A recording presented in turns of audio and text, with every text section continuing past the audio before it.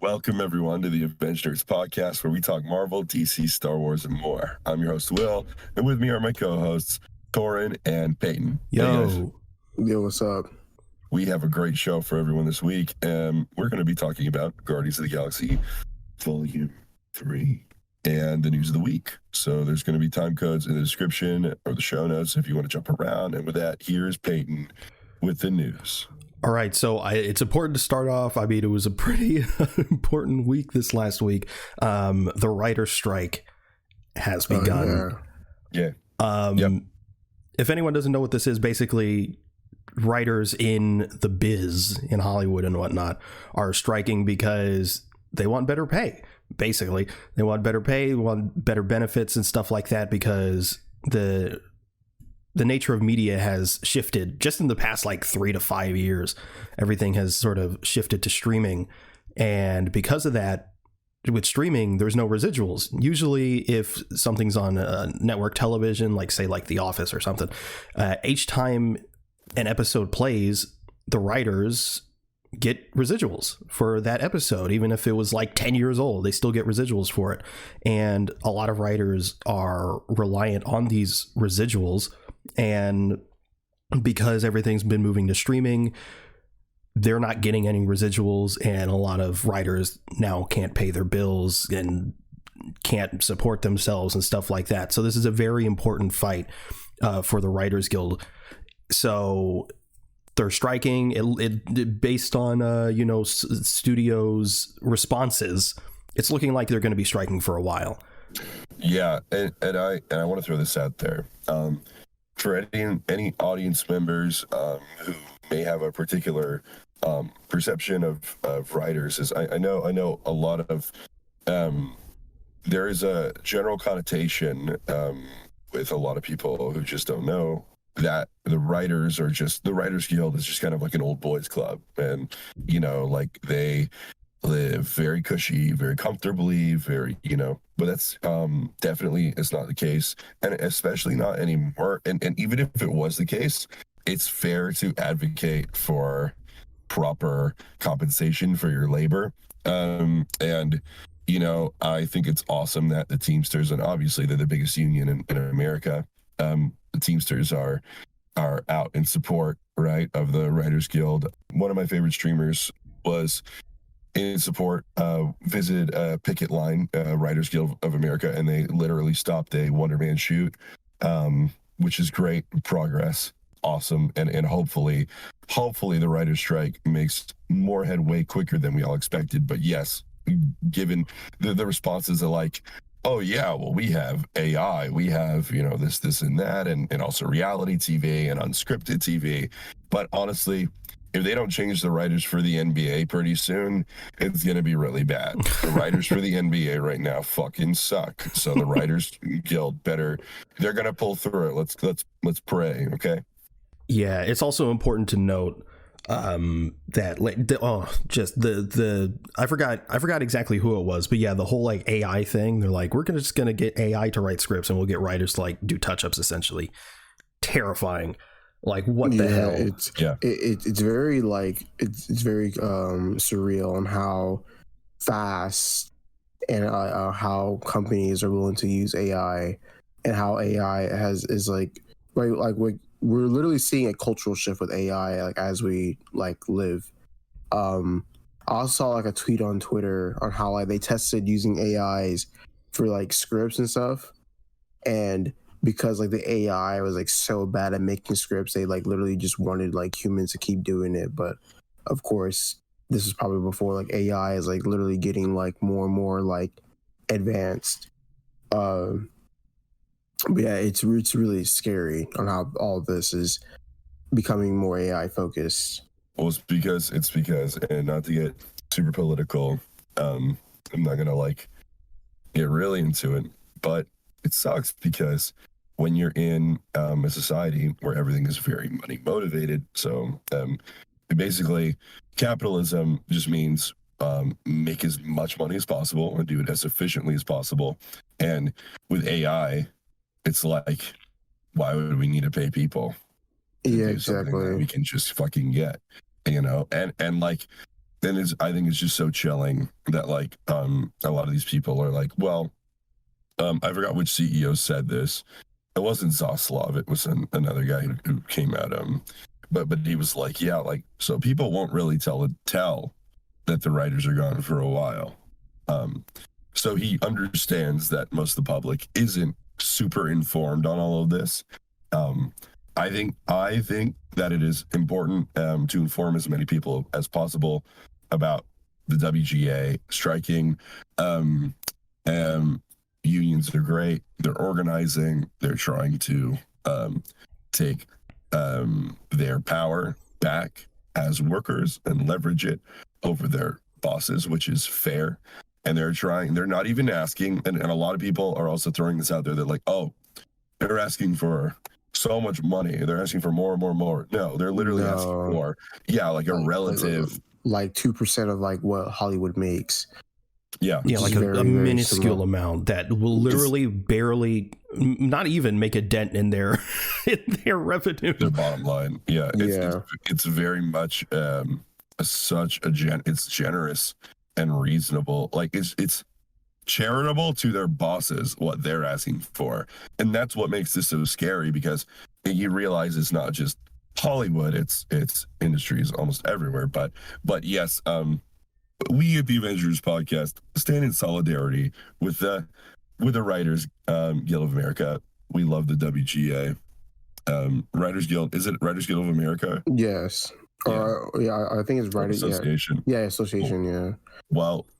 Well, okay. Excuse my ignorance. I'm gonna sound like a fucking idiot now to everyone, but yeah, we stand in solidarity with them. Yeah, it's also important to know there's a piece of news coming up about a project that has been affected by the strike. It's important to note that, you know, just because your anticipated movie or show or whatever is going to get delayed slightly, it's way more important that the writers get paid, because we wouldn't even have these things to begin with if it wasn't for the writers. So, you know, 1,000,000%. And it's also worth noting that this happened back in 2007 and lasted for about 13 weeks. So hopefully it lasts. It's probably gonna last longer than that.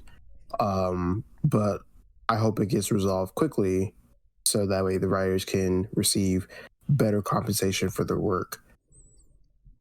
Yeah, absolutely. And of course, I guess before we move on, if you are interested in materially helping the WGA, if you live locally in New York or LA, you can always attend the picket line, put bodies on the line. That's always extremely helpful.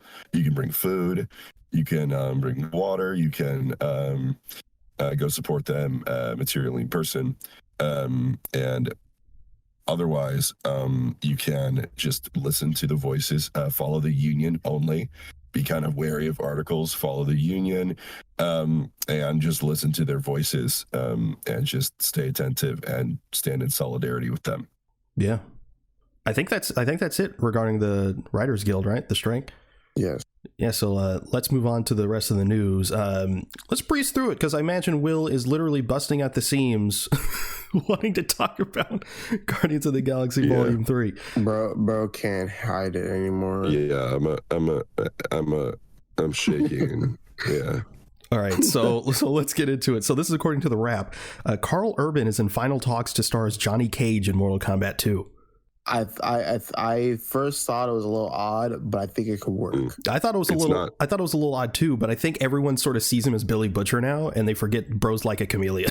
I think he could absolutely pull it off. Sure. It should be the Miz. It should be the Miz. The Miz. I can see that. I can see. Yeah, the Miz is.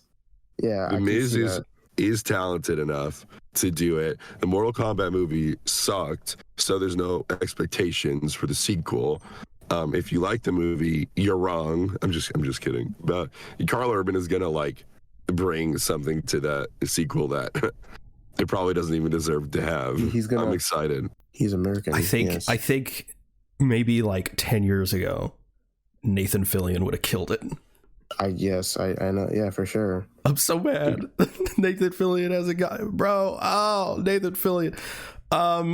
He's still not too old to play Nathan Drake. Fuck really anyone isn't. who says that. He's not. Yeah. Especially after what? Yeah. I see some people like, this is a bad casting. It should have been Ryan Reynolds. What? Oh my god! Ryan Reynolds is a fucking twink. He's not Johnny fucking Cage. That's what I'm saying. Like, it's like Johnny Cage quips, but it's not Ryan Reynolds quips. That's a different kind of quip. Just because he quips doesn't make him viable for the role. Like, Ryan Reynolds is like a how do I put this? A gay coded, snappy, little mischievous twunk. Okay, that's Ryan Reynolds. Oh my. Okay, and it's true. It's true. I'm not even. It's not even. It's an endearing. I'm saying this in an endearing way, but like, you know, but Johnny Cage is like Duke Nukem light. You know. Yeah. The guy's a stud, and Ryan Reynolds is not a stud. Absolutely not. It's different. But yeah, Carl Urban is a Urban's fucking great. stud. He's a fucking stud. It's a great choice, and I'm really excited to see that. Johnny fucking Cage playing Carl Urban. That's incredible. But I hope that he has a gay scene with Kano. Oh my, Kano's dead. Kano can come back. It's Mortal Kombat. You die after every match. You die after every match. So like fuck off. I'm so. As I you know, I consider myself a Mortal Kombat fan. I'm not like a super fan, but I am a fan of Mortal Kombat. And at first, I liked the movie because it was gory, and you know, it had, you know, pretty nice visuals. But the plot and everything else, like when it settled in, I hated it. I hated the Mortal Kombat movie. Like, bro, like, oh, I just don't understand. Yeah, it's not great, but I had fun. I had fun with it. For me, movie, yeah. For me, it was very hard to sit through. It was kind of fun to make fun of. Like it ended up being a movie like that for me and my friends. But yes, the fighting was pretty cool. But like the characters and like the development and whatever, it was just whatever. But this is according to Deadline. Taika Waititi is reportedly committed to directing his Star Wars film next year. Okay. Cool. Good.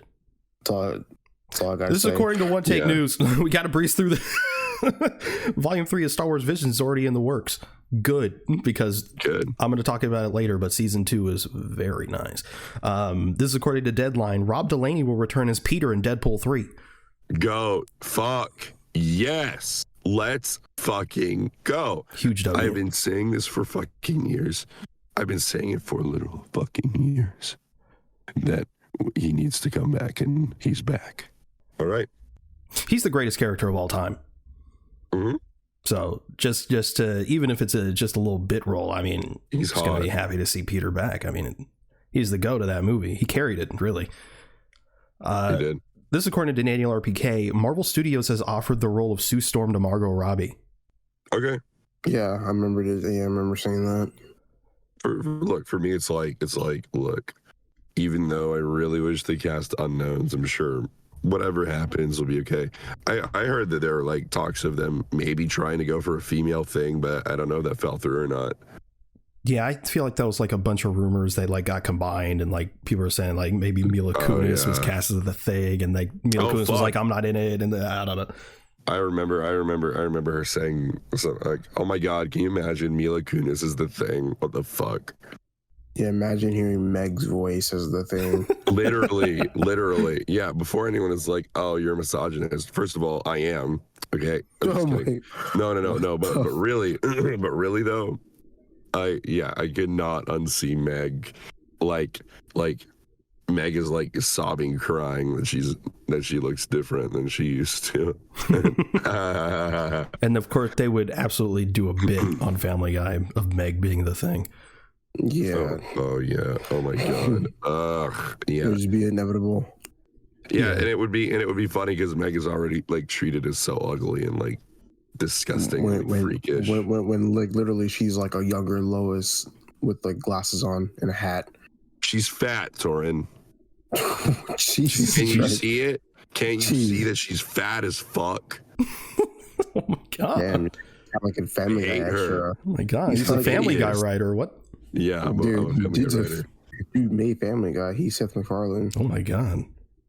I'm just kidding. I'm Big kidding. fan. We love fat chicks. Okay, I'm sorry. I'm sorry. Okay, I'm sorry. look, I'm getting canceled. I don't want to be that guy, but I feel like when it comes to like, obviously whoever is Sue Storm has to be a great actress, right?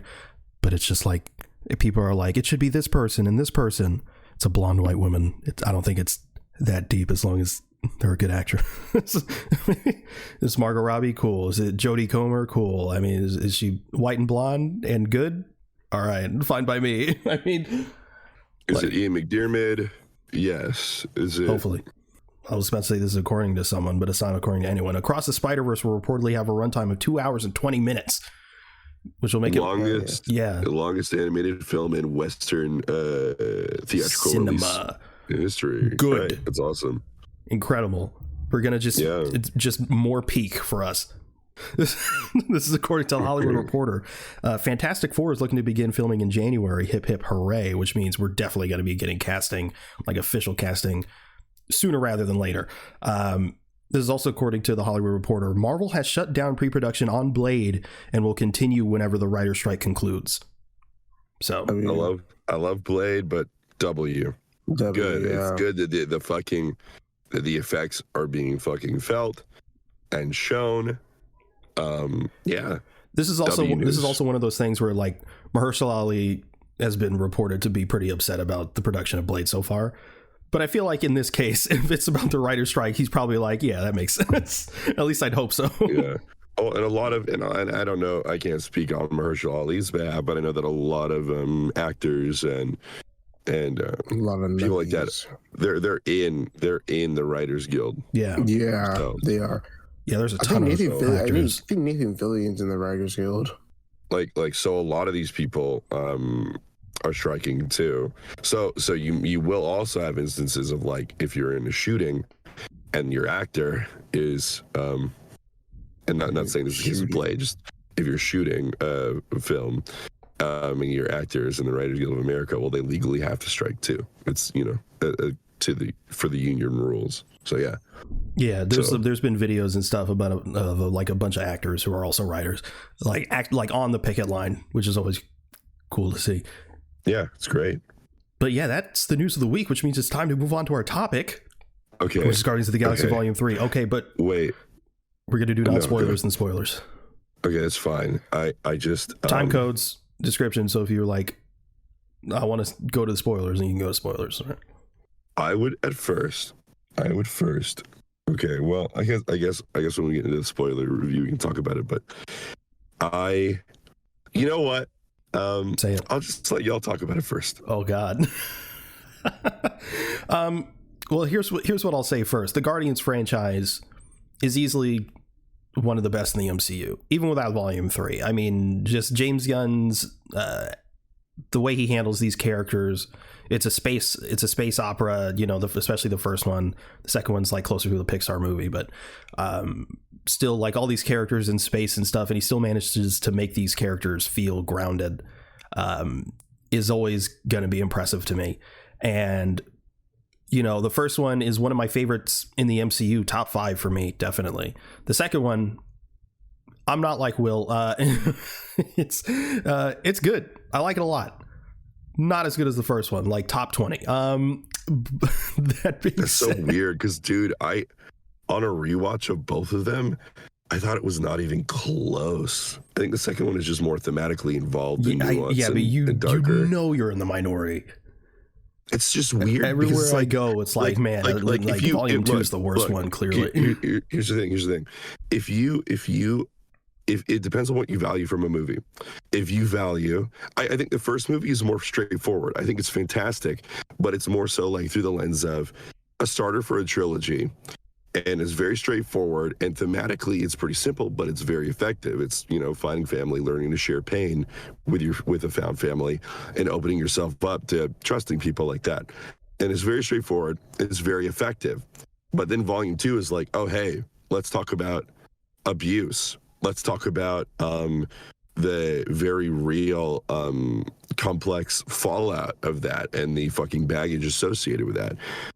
Relationships with siblings, right? Where there's one who's the scapegoat, one who kind of is blamed by they both blame each other maybe, but it's very, and I'm sorry, I know I'm interrupting. I'm just saying, like, I think volume 2, when you have like half of the movie is Peter and half of it's Rocket, and it's about Rocket finding his own worth, seeing himself in Yondu, seeing someone who's has fucked up a million times, made so many bad choices, and in the end sees everyone celebrating this person's life. He realizes he can be loved too. Peter basically thinking he found the dad he wanted all along, gets powers of a god, and ego is literally intangible ego manifested. It's like the whole movie's about like ego and how that can tear apart and wedge a family. Rocket and Peter's dick fighting, right? Case in point. But at the end of the movie, Peter finds his worth, understands and realizes his worth as a regular individual, regardless of any cool powers or maybe even having a David Hasselhoff dad. Like, he doesn't need that to be worthy. He's himself. And like, I think that the movie is way more involved thematically, and also funnier, and also visually more impressive. So like, and it's so weird. I know I'm in the minority, and I'm sorry for interrupting you still and like popping off. I'm so sorry. I'm gonna seem like such a dick. I just like, I'm very opinionated on it. When it's about your favorite movie of all time. Look, I think it's a little justified, and I think if people viewed it through that, just deliberated a little bit more on it. I think it is in things as simple as the opening with Baby Groot. Every character, it would seem kind of pointless and just kind of like silly for the kids minion moment. Every character has a little parenting moment with Groot. It foreshadows the whole thing, and the whole movie subtly also is just about them overcoming their fucking daddy and mommy issues so that they can be better parents to Groot, especially Peter and especially Rocket. But then you of course have characters like Gamora and Drax, having their little moments as well, especially at the end of the film during the funeral. I don't know, there's just a lot that happens. I don't know. I think it's a very beautiful movie. I'm done. I'm sorry. Keep going. I'm sorry. Keep going. I see what you're saying, and you're completely wrong. Look, Okay. No, volume 2, I don't disagree. I just don't like it as much. So when it comes to volume 3, just based on the trailers alone, I was like, I'm going to like this more than volume 2. I mean, that's a guarantee. The real question was whether I was going to like it more than volume 1, which is an incredibly high bar. For me, it's top 5 of the MCU. And after coming out of it, I've seen the movie twice now. Only real fans have seen it twice by now. If you've seen it once, you're not a real fan. You can go to hell. I'm trying so hard to see it again. I can say confidently, I think, having seen it twice, I think it's better than the first one, and it's top 5 in the MCU, in my opinion. Obviously, we're going to go into detail more in spoilers, but some general praise for the movie.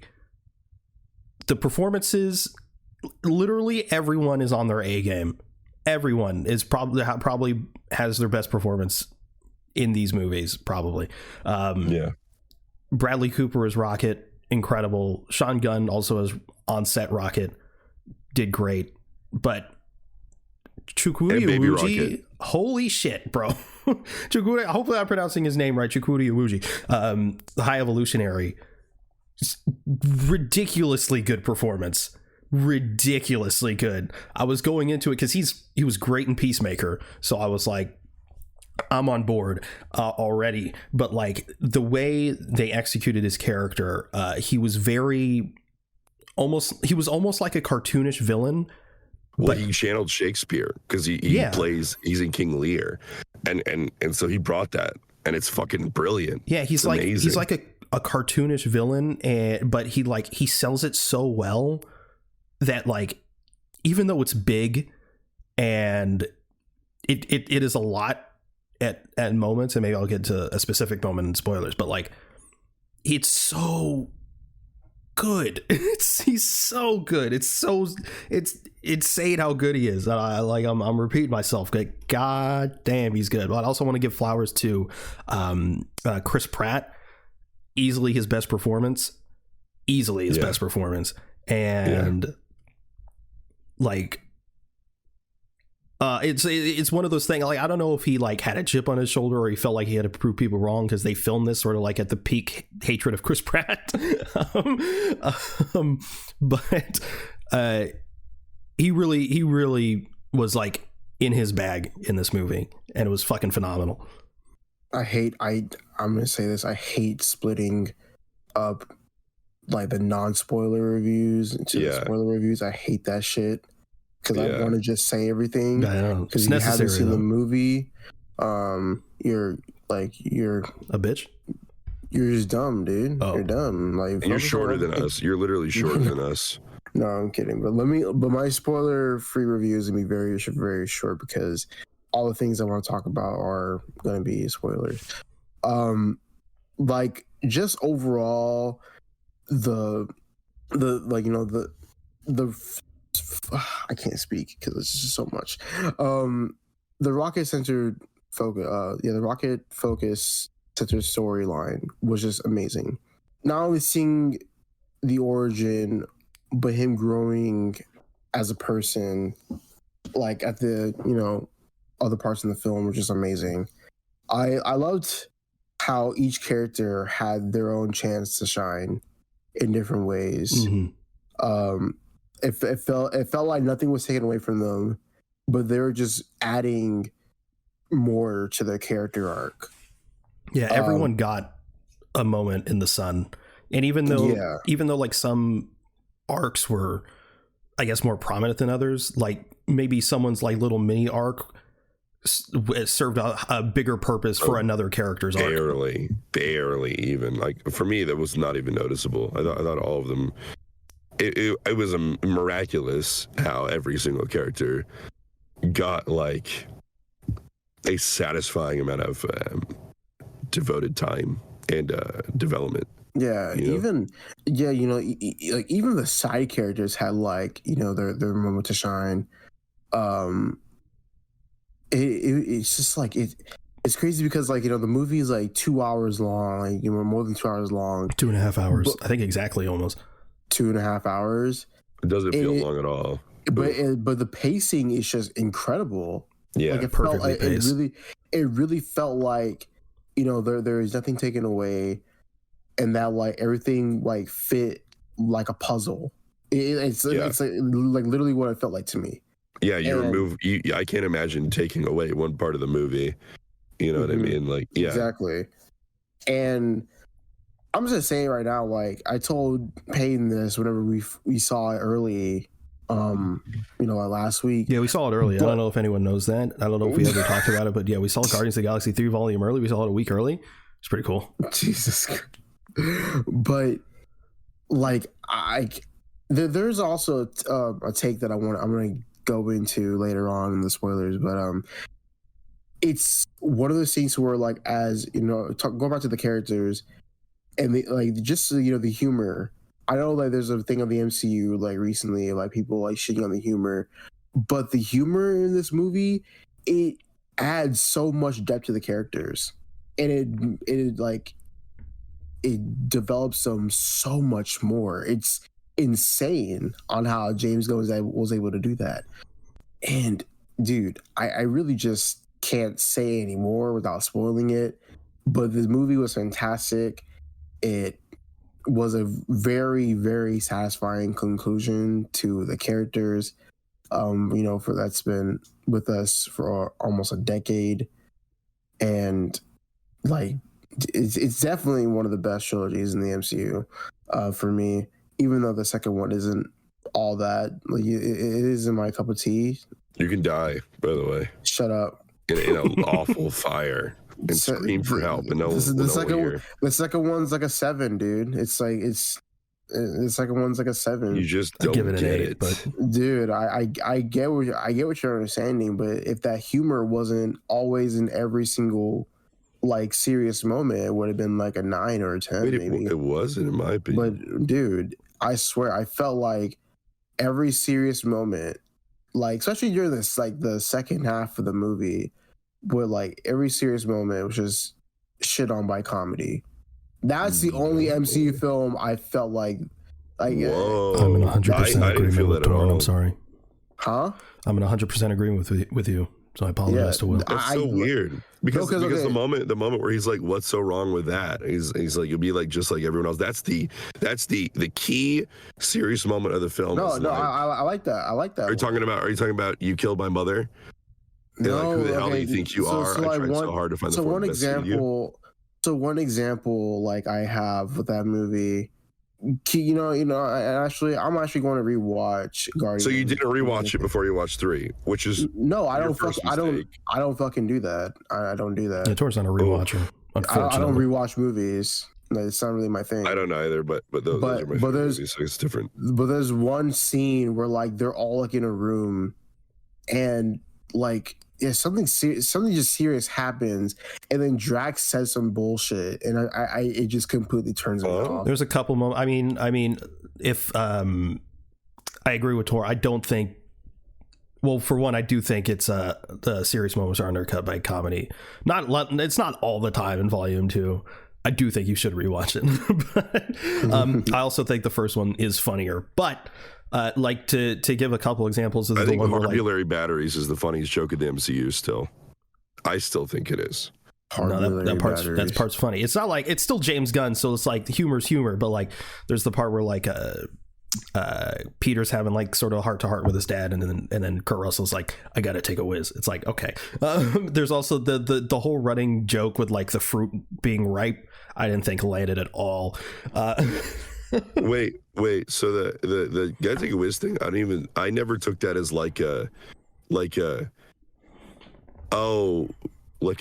weird thing. I just figured like, oh, like Ego's just, that's how like normal dads talk. Like Ego just like did that. And then after that, we immediately get a very touching moment of Peter and Gamora. Gamora, like in this instance, is like, oh my God, this is the first time we've seen Gamora like truly carefully like console Peter and kind of offer like true insight onto what he's feeling. And I thought that was super sweet. I don't think that these moments of humor exist in a vacuum, and I don't think that they're distracting enough, at least for me, to like pull me out of it. I guess I understand if they are for you because everyone's different. Yeah, that's fair. I mean, obviously humor is subjective and whatnot. It's like yeah, like to me, like, got to take a whiz. That's not funny. I think a moment that does maybe undercut a serious moment is like, you killed my mother, and like that moment instantly is like, oh wow, like oh shit, and it is emotional, and then Ego is like, who the hell do you think you are? Which, first of all, shitty snap reaction of a narcissist, and you kind of understand like who like Ego really is. And he's like, I tried to find the form that best suited you. And he turns into David Hasselhoff right there. That's funny. That's funny. I love that bit. But then also, after that, he squishes his Walkman, and Chris Pratt sells that moment incredibly. It's like, well, fuck. Also, hey there, jackass. Funny as fuck when Yondu flies through the fucking building. I love the running gag of crashing ships into people in all 3 Guardians movies. Everyone loves fucking running ships into each other. It's fantastic. I don't think that's much of a spoiler for Volume 3. It's just a thing that happens. And so when Yondu's like, hey there, jackass, and he fucking flies his ship into the thing. Also, like, of course I have issues. That thing's my freaking father is fucking hilarious. I don't know. I don't think those moments like undercut anything serious. No, that moment was good too. I like that. The only moment of comedy that I have an actual issue with in Volume 2, my only issue in Volume 2 that is corrected, that's fine, because I think that it's like, to a lot of people, it's kind of like cringe, but to me, it's like that's a very in character thing for Peter to do, and thematically, it's like Gunn loves to highlight. There's a difference between emotional immaturity and childlike innocence. Childlike innocence is often equated to true emotional maturity in this franchise. Drax, through his shamelessness, displays a level of emotional maturity that is greater than almost anyone else, especially in 2 and 3.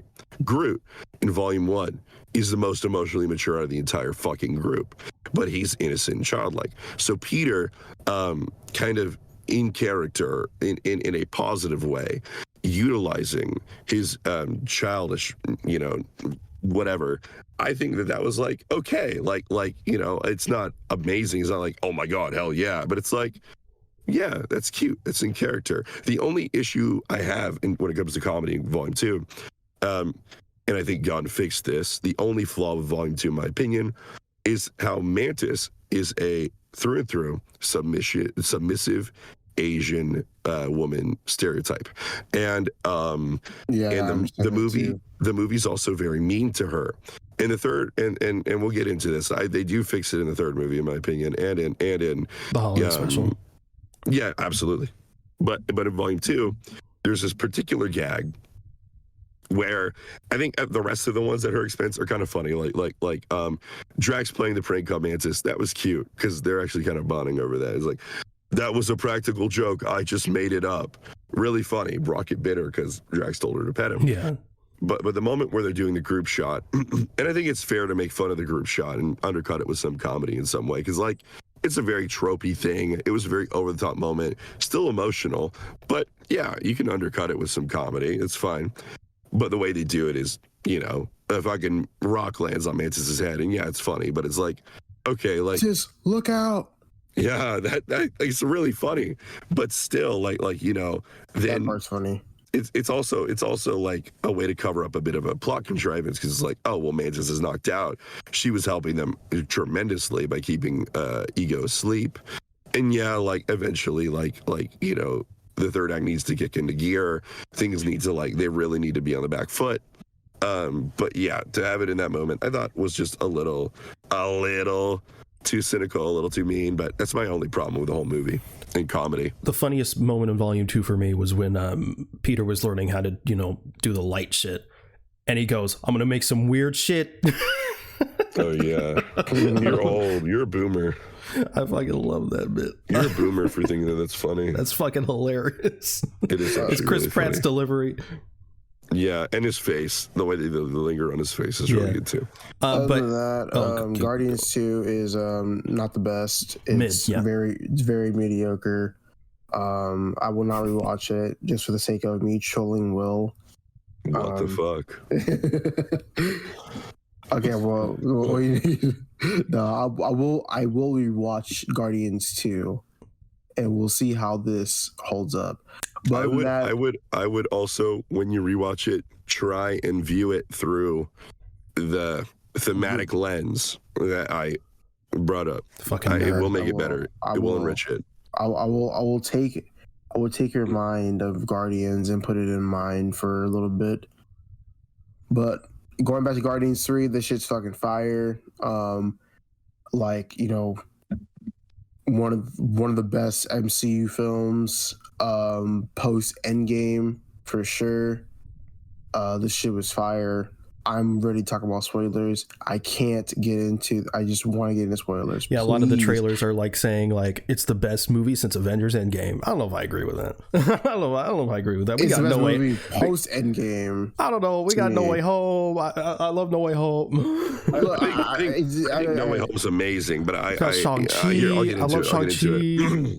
I mean, it's definitely one of the best movies. Yeah, certainly.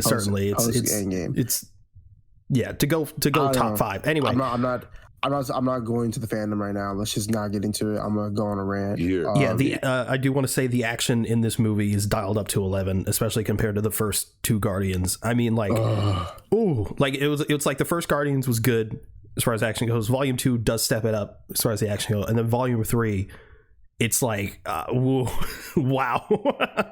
I mean, it's like James Gunn just I think he learned a lot from working with DC, and he brought that over to Guardians 3, which I think made it a lot better.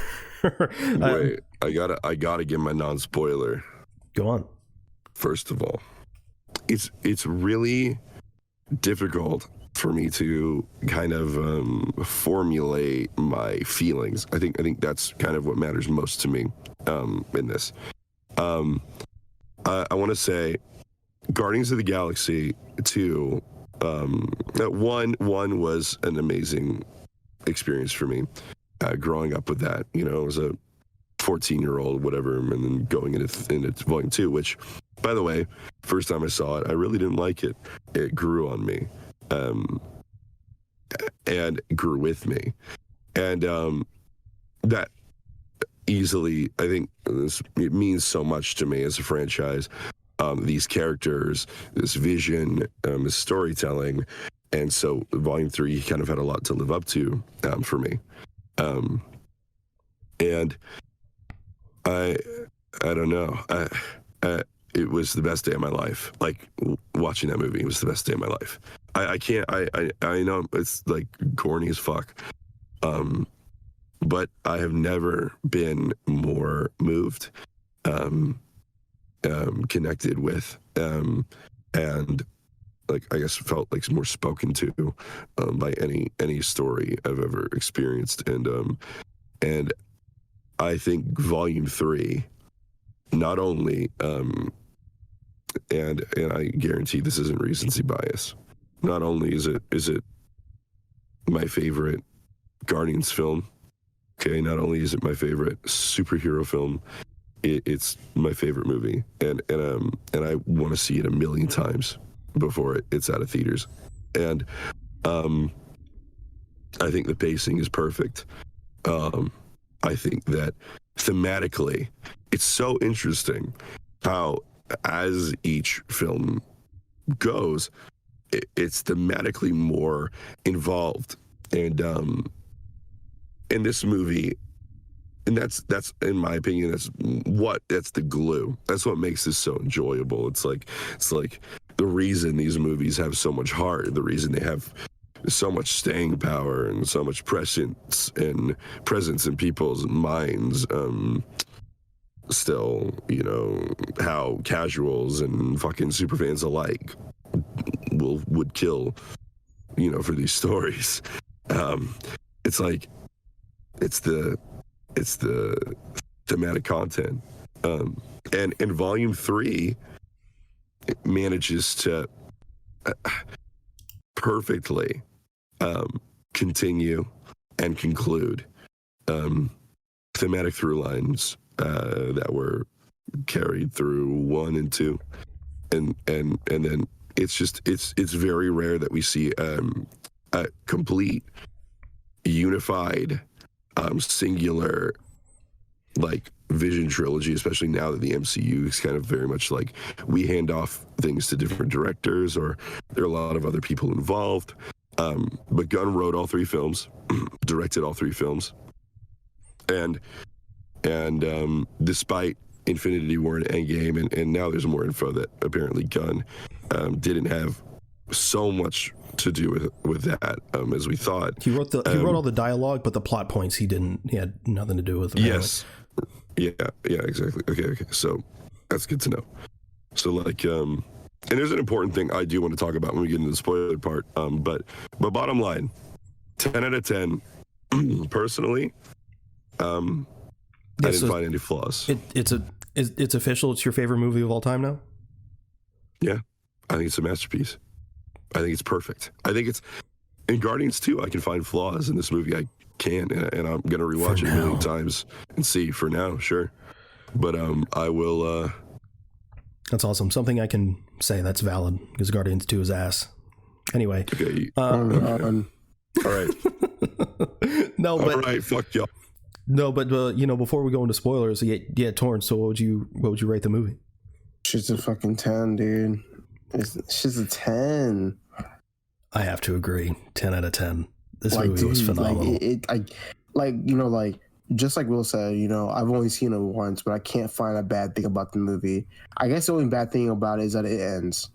There's only I forgot to talk about it earlier, but there's only a couple times where I thought maybe the humor undercut a serious moment, but it wasn't as jarring as Volume 2, and it didn't last as long that it was bothersome, but there was a couple moments that doesn't deter the score at all. It's still fucking 10 out of 10, fucking incredible. But yeah, so I guess that's our non-spoiler section. So let's go into spoilers real quick. I need to talk about something spoilery. Oh, it is spoilery. Okay, we're in spoilers. Okay, go. So Peter's helmet. Look, listen.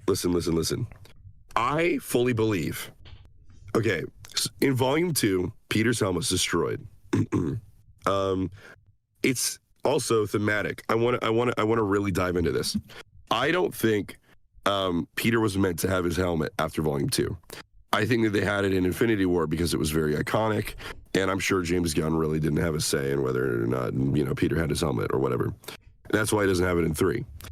In Volume 1 and 2, it has to do with authenticity and identity. And this isn't a reach. This is real.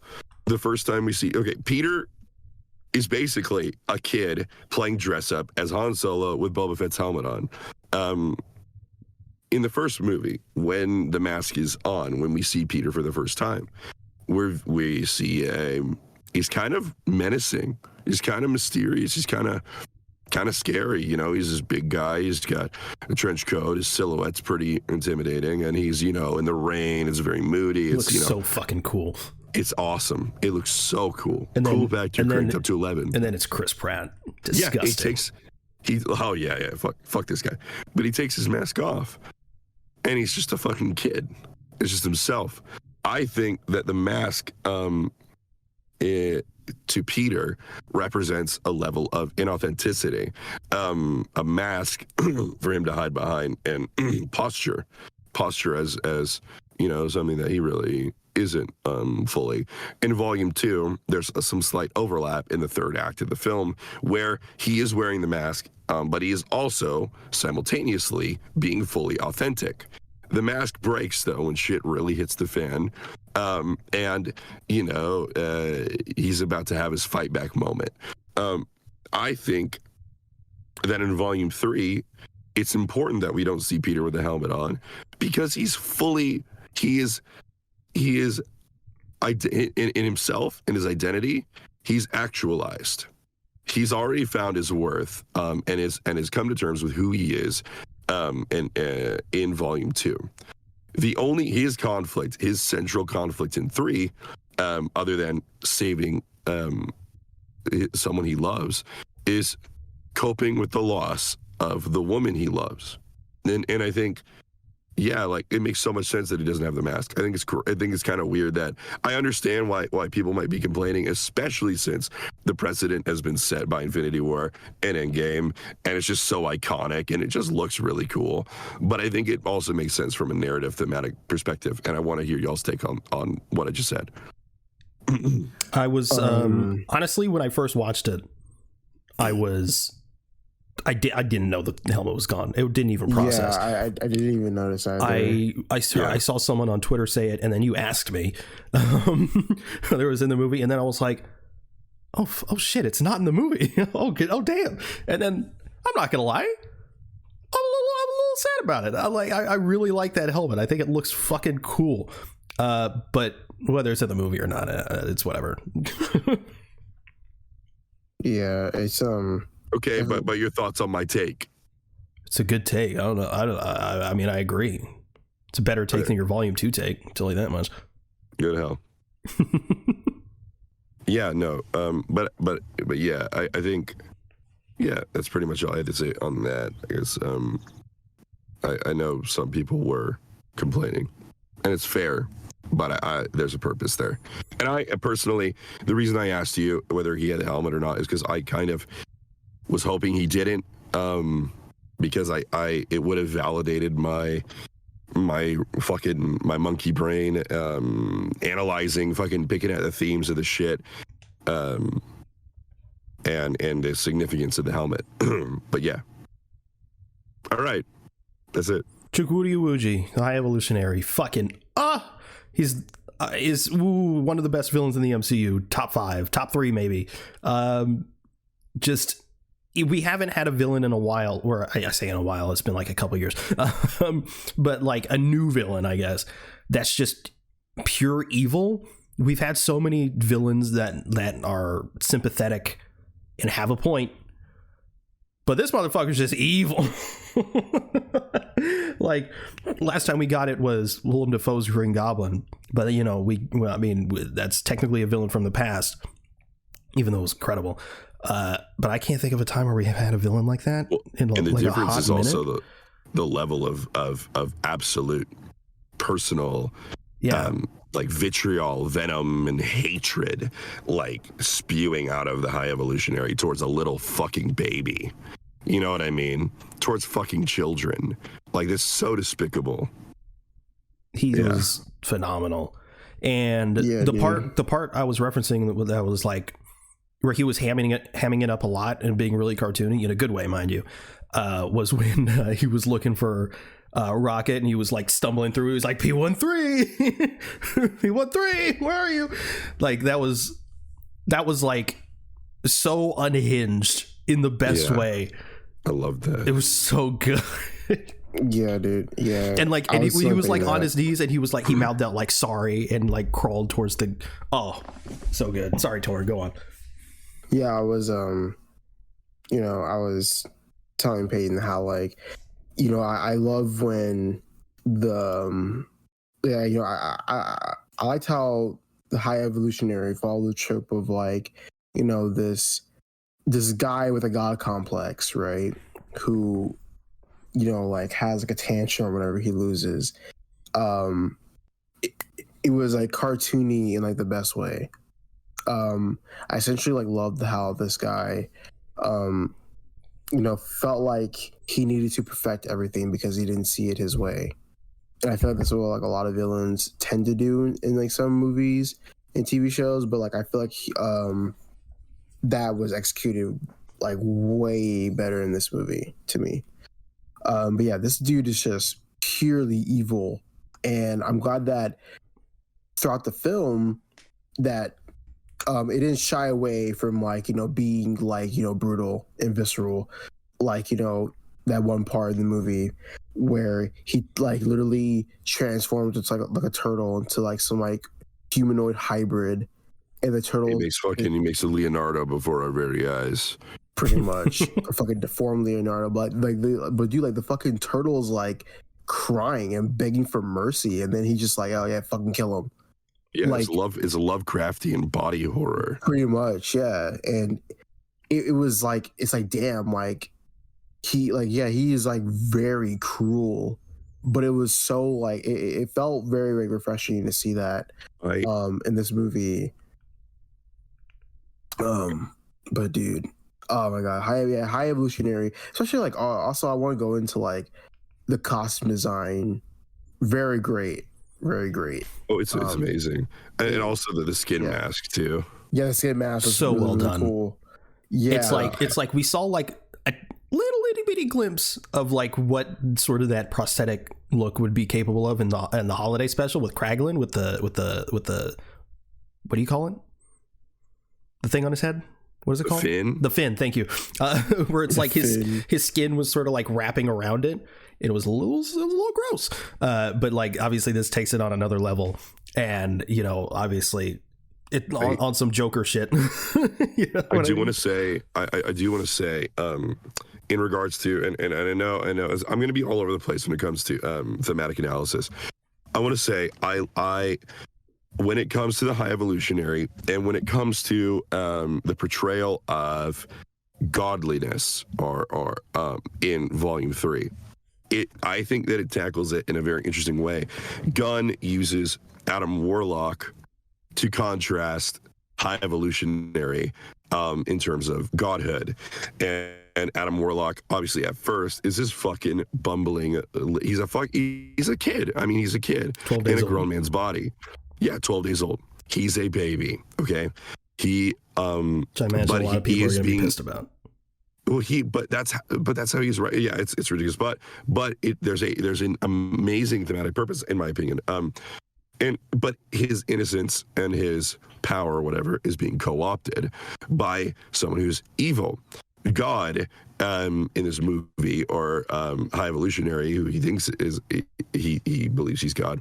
I believe Gunn uses him to. My friend put it this way: he has a lot of religious trauma. He said that God to him, the Christian God, is High Evolutionary. The Bible describes God as a jealous God. My friend was like, why would anyone ever want to fucking worship something like that? God is cruel. And the High Evolutionary in his God complex perfectly, I think highlights a lot of glorified aspects of godliness by a lot of people that really shouldn't be glorified. Whereas Adam, especially in the end of the film, where we get the Sistine Chapel visual callback, which is very beautiful, amazing. Adam, innocence. Again, Gunn employs innocence and childlike innocence, right? And equates that to godlyhood, right? To godliness, to godhood. And Adam's innocence coupled with his powers and him doing something truly selfless after seeing this group of people do anything it takes to save the ones that they care about, to save their friend, and to save the animals and people and creatures from the High Evolutionary. Adam learns. But it's just so interesting, the contrast between what is in this movie, a true God versus the High Evolutionary, who is a jealous, cruel, hateful, spiteful God. And I think it's done wonderfully. I think it's amazing. There was that. Toward it, I saw it early because we saw Guardians of the Galaxy 3 volume. We saw it early. Yeah, okay. There was a line the High Evolutionary says, and Tord and I were geeking out about it. It's when what's her name? It's number 2 is about to rebel, and she was like, "For the love of God," and he turns around and he goes, "There is no God. That's why I stepped in." We were like, hard. Oh my God.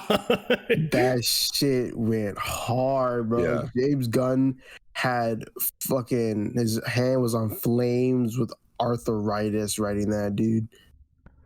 That shit was crazy. Yeah, he made such a fucking loathable psychopath, and that's such an amazing line. Oh my God. I remember that part of the movie. I remember going, damn. But yeah, that shit's awesome. Yeah. Fire. It's crazy. But so basically what I wanted to go into is how, I said earlier, how the humor develops characters, and that main person goes to Drax. Dude, I know, people have the great criticisms about Drax, which I definitely can understand, but it doesn't really apply to me all that well.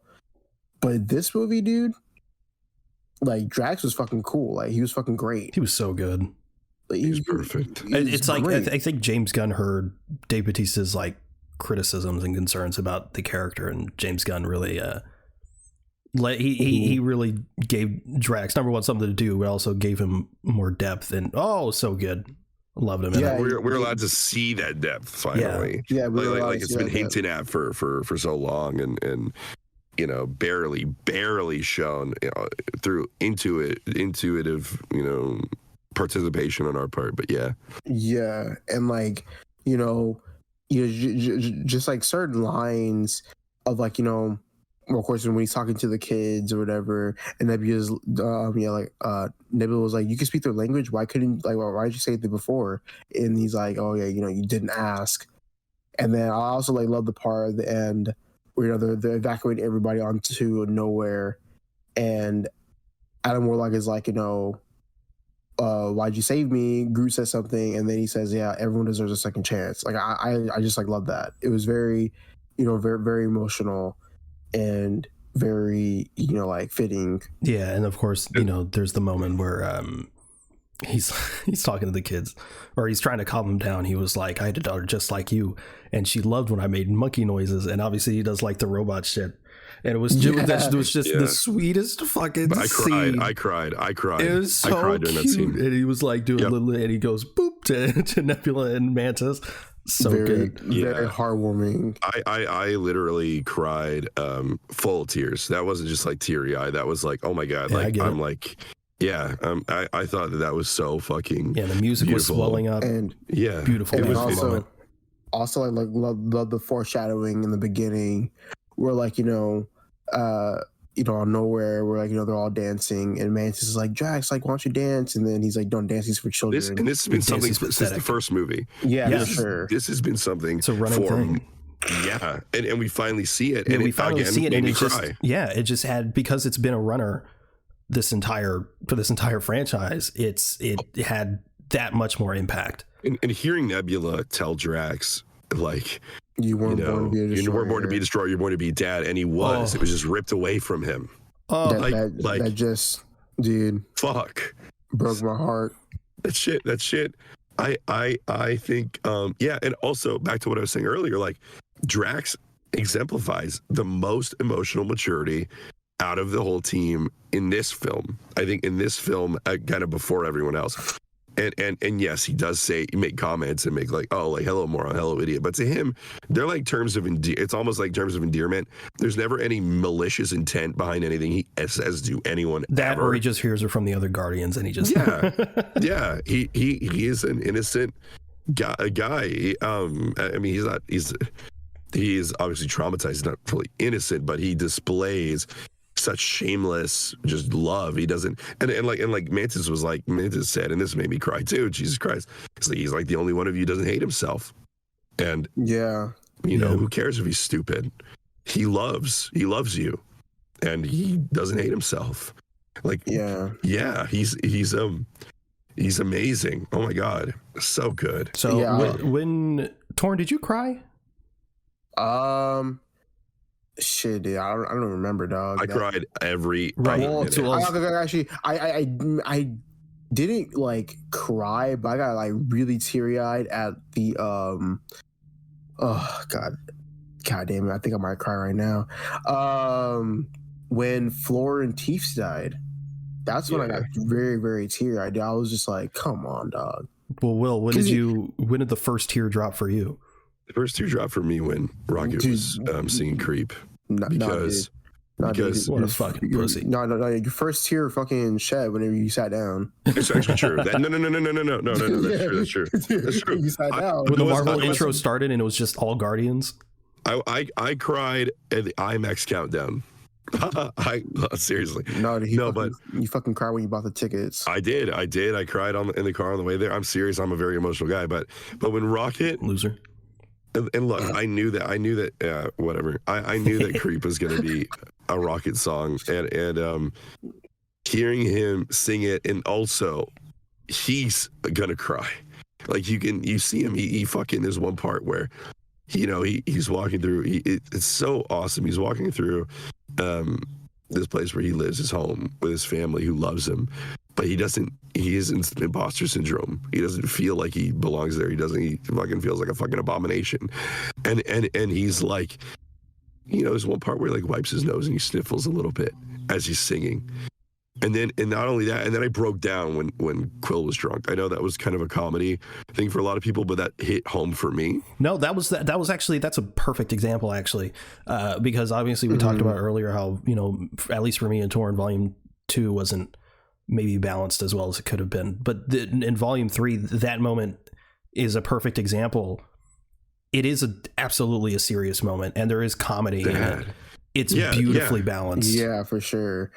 Oh god, I was at the end. By the end of that, and when the title card came up, full on crying. That title card was great. How everything, like all the sound design, just drops and it's just the song. Mm-hmm. Oh, yeah. It's also going back to the Quill scene where some people were laughing in our theater, but for me, I wasn't. Like, I was like, dude, like, he's fucking drunk. Like, he hates himself right now. And it seems he's rock bottom. Like, exactly. And of course, you're seeing that throughout the movie, like where Peter hates himself. He's like, like, yeah, I wish I wasn't drunk and I would have been able to save Rocket, after he gets taken. Yeah. It's a very, very like very sad thing that happens, and yeah, it was perfectly balanced. Yeah, the fact that was brought up, is if it was a gag, it would never have been brought up again. It was literally the movie is ruthless with its pacing. We're like 7 minutes in and shit hits the fan and it just doesn't stop. Yeah. It does not stop. Exactly. It does not relent, and it's immediately terrifying, because you go into this movie and if you're not spoiled like a normal person, don't fucking watch the movie spoiled, you are at the edge of your fucking seat, worried that someone's gonna fucking die. There are so many fake outs in this movie. So not the many one fake where it's outs. like distracting and it's like, I'll roll my eyes, fake out, blah. But like Drax has like 2. Rocket dies literally. Peter, when he turned around at Holy the end shit, of the movie, bro. I started shaking in my seat, squirming, crying. I was like, "Fuck no, Bro." And then I saw the face bloat, and I'm like, "They're not ending it here with a face bloating like this. No way." I was telling Torrent, I was like, if he died like that, I was gonna be so pissed. I'm like, no way he goes out, because he goes back for his Zune. Like, technically it would have been like a parallel to the first movie, because he goes back to get the Walkman or whatever, but nah, bro. Yeah, I know. Okay with it, as long as his face didn't bloat up like that. That was the moment where I was like, okay, like his face is bloated and yeah, it's realistic or whatever, but like, what a weird shot if this is him dying. I was still crying. I was like so sad. But yes, there were plenty of fake outs. Nathan Fillion getting the shot on Drax, both of them. Oh yeah. Drax also kind of being laid out by Adam Warlock in the very beginning might have kind of raised a few, for me at least. I was like, oh really, this early? But but for Peter, oh my God, I think the feeling of desperation throughout the whole movie is so fucking tangible and so well done. And I love how aggressive and violent Peter is for Rocket, because he loves him so. But yeah, no, I love how everyone is so like, Peter and everyone else is just like, no, we're not stopping. Like, it's not over. And the moment he also, needs to save his second best friend. yeah, second best friend. It's like Peter, one of the moments that like really I loved it when he was like, when he was like, oh, like thank you, for not killing me or for sparing me or whatever. And Peter's like, that would be premature. And he jumps him out the fucking window. Yeah, exactly. And slams him into the fucking ground. Incredibly brutal. Dude. Leaves him underwater. It just doesn't even fucking blink twice. Yeah, I was actually, that's perfect. Again, like, I love you bringing some of this shit up. That scene, number one, brutal as fuck. So that's great on its own. But like, there's the camera work, man, because then it goes into like a handheld shot in the water, and it makes it feel much more real. Like and real. Very so it makes good. it more serious. Yes. It makes it feel serious. It conveys that moment to you, because it's like, yeah, Peter doesn't really do this. Peter is fucking, he's vengeful for Rocket. Because he sees what's been done to him, and he loves Rocket, and it's like, oh my God, let's go. Like, they're not fucking around. They're like, and I think that also, holy fuck, this is kind of a segue, but the difficult task, because I don't think Gunn wanted Gamora to be killed off, and I think that's very clear. Gamora was fridged. That's something I stand by wholeheartedly. She was fridged. I think she was fridged in Infinity War. I don't think so, man. I think she was fridged. I don't even know what that means. It means okay. I know what it means. Wait. No, Okay. I understand. I understand what you mean. She died for Peter and Yes. Thanos' arcs, which wasn't I don't think James Gunn's decision, because I think there was more story to be told with Gamora. So you have the task of, and that's obviously conjecture, but you have the task of giving us a Gamora that we're not used to, and also giving her an arc, but also not doing the stupid shit of they're going to end up back together. That would be so fucking dumb. Peter needs to move on, whatever. So for them to have this amazing like middle ground of Gamora is her arc is she begins to understand why her future alternate self would love Peter, because she begins uncovering traits that she values in Peter. And it's not so much that we have a completely different Gamora. We learn that it's the same Gamora. She learns it's the same Gamora with the same capacity to have these feelings. They're just on different trajectories. And I think that one of the key moments for this, when Rocket dies and Gamora is staring at Peter, like basically Peter's like, I'm not letting him go, right in front of the woman that he's being forced to let go, right in front of her fucking face. Okay? And she begins to understand. Yeah, even when he says I'm not letting him go, he emphasizes him. Yeah. Yes. Yeah, I'm not letting him go. Which is like, I think that oh my God, and I'm gonna cry thinking about that too. It's so powerful. Oh my God. I think that like it could have very easily, they could have just been like, no, I'm new Gamora, fuck you, Peter, and then barely have her in the movie. And that would have sucked. I think it was a very fine line for it to come across as satisfying, for to give us a satisfying Gamora in this movie, and they pulled it off. I think not just like barely, like flying colors. And Zoe Saldana's fucking killed it. Oh my God, she fucking nailed it. Yeah, Jesus. when she was like, when she pushed him into the thing, and she like really goes off at him. Yep, incredible. That was scary because we know our Gamora, and so seeing her do that was like, oh my God. And also having Nebula having the roles reversed from the first movie, the first two movies, where Nebula she's gone through the she has one of the best arcs maturity in the MCU period. Mm-hmm. Oh, absolutely. Nebula is one of the fucking stars of the MCU. Absolutely. Without a doubt. Yeah. I don't know. I and there's just so much to unpack, because it's we talk about something and it's like, oh, I forgot to talk about this. It happened like this part in this. It's definitely going to be one of those things where we end it and we're going to be like, fuck, I forgot to talk about this and this. Speaking of Nebula, can we all just talk about the fucking wonderful action scenes that she was given in this movie? Especially like at the beginning, and like even at the hallway fight, or a corridor fight.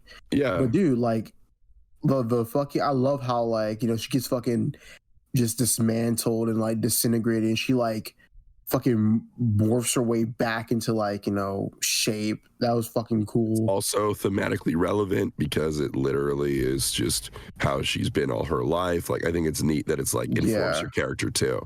It's like physical, like, oh yeah, she's literally like her bones are broken and they're like flopping everywhere. And dude, it was such a cool moment in the hallway fight. I know she has wonderful black eyes that her father picked out a pretty set for her. Yeah, dude, that was such a funny improv moment. Yeah, that was apparently. improv. Yeah, so funny. Because I know Gunn has like a very tight script usually, and Chris was like, yeah, like we did this like fun run, and he like threw that in there and it just stuck. It was such a funny moment. Yeah, he improved. I never noticed how black your eyes were. And then James Gunn, usually when they do improv, he's like in a chair with like a megaphone. He just like, say this. And he told Karen Gillan to say they're picked by my father or whatever when he was as a form of torture. And then Chris Pratt just came back like immediately with, well, he picked a pretty set. So good. Also Peter just like, I love the initial moment of him just like looking over at Mantis like when Gamora's like it sounds more like Gamora's like, it sounds more like Nebula. It sounds more like her than me. And then Peter like looks slowly. Yeah, it's like looking at it. Chris Pratt was on his A game, man. He was killing it. No, seriously. Oh my God. It's so funny. It's like everyone forgot how cool Star-Lord was because they're too busy fucking hating him in Infinity War. And then he's like, and then he like rizzed up Ratcatcher 2 in her pink makeup in this movie. And he was like, just let me speak to them from my heart. And he's like, I'm not that big of a fucking idiot. He's awesome. God. Fucking Riz God, bro. He is a Riz God. And Crazy. to bring it a little bit back to Nebula, I thought it was cool.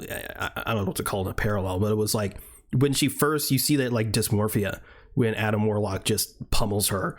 And it's like scary. It's like, oh my God, because he really like pulls the shit out of her. Yeah. And, she, comes back, obviously. But in the hallway fight, she uses it to her advantage and just completely demolishes people. Dude, because like, I remember like the corridor fight where like she gets her fucking like head knocked off. And we were like, ooh. Yeah, it's like and hanging then, like, on her back. She fucking like dismantles like a fucking, like a little guard. And we're like, ooh. Yeah. Dude, it was so cool. That was like a one take too, and I didn't notice it was a one take. Oh, you didn't notice? That was the first thing I noticed. I didn't notice it until Peter's part was over, because you know what? I was so engrossed in it. I was so immersed, and then I was like, oh my fucking God, this is one take. Actually, I think I noticed it was a wonder when we got the scene with the incredible, beautiful shot of Rocket in the air, and I was like, and then it pans down. I was like, holy shit, this is a wonder. Wait a minute. You want to like, dude, that hallway scene gave me really like, or it gave me like Guardians of the Galaxy, the game vibes. Yeah, like for sure. Like I could just see like on the screen, like, pressing fucking Y, A or some shit. Yeah. Getting all the Guardians to do all their shit all at once, but dude, ugh. That's just incredible. But yeah, like the overall, like the action was like some of the best I've seen in the MCU. Like I today, one of at least. Like, especially me and Peyton compared the one move to Kang, or the High Evolutionary did, where you just fucking like blows up his whole fucking ship after like not getting his like orders followed, and it was like fucking crazy. Yeah, but the Adam Warlock scenes were fucking great. I also wanted to say, before the corridor fight happens, the shot of Drax opening the door and the slow-mo out of focus shot that lingers is also really good. Yeah, that was awesome. That, like, behind Drax looking down the hall at everyone coming towards them, and it's like, oh my God, like, what's gonna fucking happen. It was amazing. But yeah, keep going. Before the the line of Rocket, it was like, oh, I'm done running. And then fucking the BC Boys playing. Yeah, BC Boys playing and walking. Badass. Door open, Drax opens the fucking door, and then everyone's like, and then the hall fight happens, and it's just like fucking, I know, it's amazing. Too. And I hate that song, but they made it good. James Gunn and his fucking music is unmatched. Like, oh my God. I fucking, oh my God. This Is the Day is my favorite track on the to listen to the album. I have to listen to the soundtrack, but there was like this one song. It was after Creep.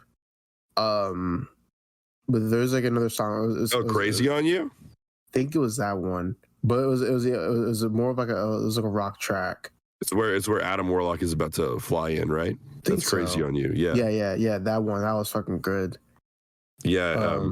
So good. I don't know who I saw, but someone was like, yeah, I'm not really a fan of like the third soundtrack, but like more than this. I think it was Peyton. Peyton, did you say that shit? No, I said it was. It's probably my least favorite of the three, but it's still great. Okay, yeah, okay. I think that this is my favorite of the three, and then it goes. It's basically like also kind of generally how I feel about the movies, where it's like 3, 2, 1. In 3, 2, 1, and which is not saying anything bad, because one is fucking phenomenal. And I mean, come on, this is my favorite film trilogy of all time, and I can get into my reasoning why, but like, also I wanted to say the most heartbreaking part of the whole film for me, when Rocket meets Lila and Florentief for the first time, and Flora is asking if he can talk, and Rocket just fucking says hurts. Don't even get me started. That fucking broke me. That was a little fucking baby. Like, oh my god, and I love also the some people were complaining about how he left High Evolutionary alive at the end of the movie, but like the reason that makes sense narratively is because when he first messes him up and his friends are begging him to stop, like hey, let's go, like we can leave, like let's run, like don't, like just stop, and the last thing, you know, his friends saw before they were killed was like Rocket, like, you know, like Ripping into this guy. And Rocket like taking that to heart and just kind of like, you know what, you know, it's like a Batman Begins, like I'm not gonna kill you, but I'm not gonna save you, you know? Yeah. Like that. And I think yeah, like, and Rocket had every right to kill him, you know? Drax was like, kill him. Yeah. Yeah. And I think that oh god, it's this, oh my god, dude, I can't. I think it's just so comprehensive, it's so well written, it's so well thought out, it's so methodical, and it's so emotionally involved that it's like any I just can't find any flaws in it. And even if I could, I'm sure that I'd be able to forgive them because of how I'm serious, of how legit, like contrivances, conveniences, right? Those happen in every movie. Yeah, But there's always it like depends. that. Like I am of the mind. I'm pretty generous with my 10 out of 10s. But I am also of the mind that like no movie's perfect. But I'm also Yeah. not going to be like, oh, well, it's like a 9.8 out of 10 because no movie's perfect. That fucking shit. I fucking hate that shit. Yeah, I think that also, and this is true. I think most people are kind of on board with this now. Character before plot, 1,000,000%. This movie is very character driven. Even though there are things that happen that are like plot catalysts that, you know, happen, largely it's purely character driven. Yeah, and I did really quick. I know I'm hogging a lot of the time here. I'm sorry. No, you're all good, man. You're the super fan. Yeah. Oh, yeah. But I did want to say.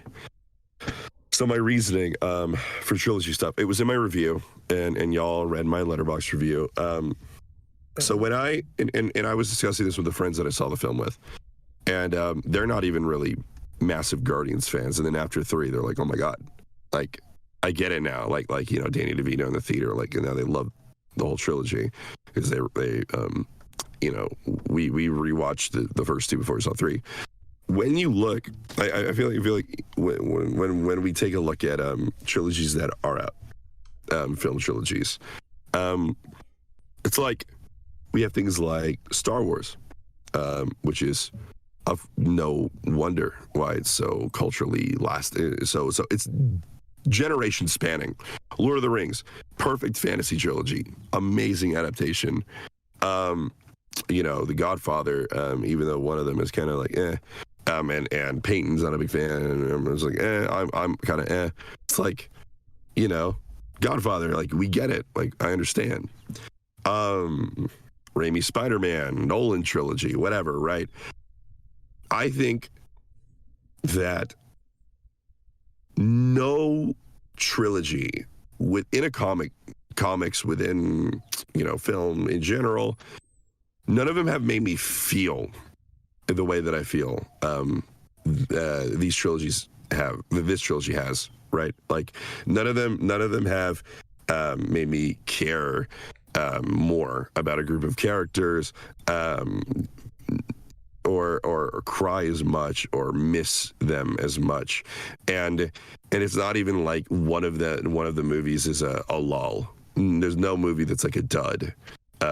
No movie is everything is thematically congruent, cohesive.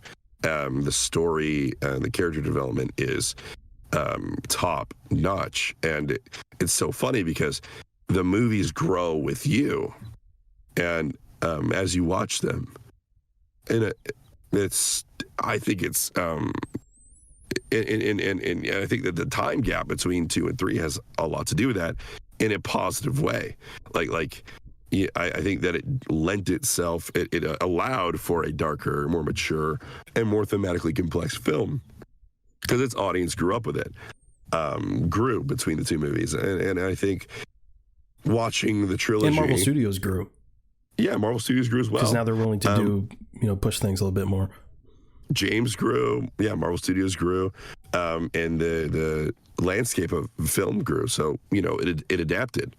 And watching the trilogy now back to back, irrespective of any of the context, even just viewing the story as a straightforward thing, the themes and whatever straightforward, it's phenomenal. I think it's and to me, that's why it's my favorite trilogy of all time film. But I think that an unbiased take, I think that it deserves to be in talks, in conversation, to be a top 3 or in trilogies in general. And that's a probably hot take, but I do think that it does deserve to be in conversation outside of the scope of CBMs. Yeah, I can't disagree with you entirely. And as far as like trilogies ever, I'd have to get that to Back to the Future personally, but that's just me. But when it comes, but obviously, like you said, a lot of people would definitely say Lord of the Rings, Star Wars, what have you. But comic book trilogies, that's just up there. Yeah, absolutely. That's just I'm trying to think of the things that would contend with it. Everyone in their fucking mom would be like, the Dark Knight trilogy. Shut the fuck up. Yeah, literally no one cares. Yeah. Literally, the Dark Knight Rises exists. It's already out. It's gone. It's been Guardians of the Galaxy is better.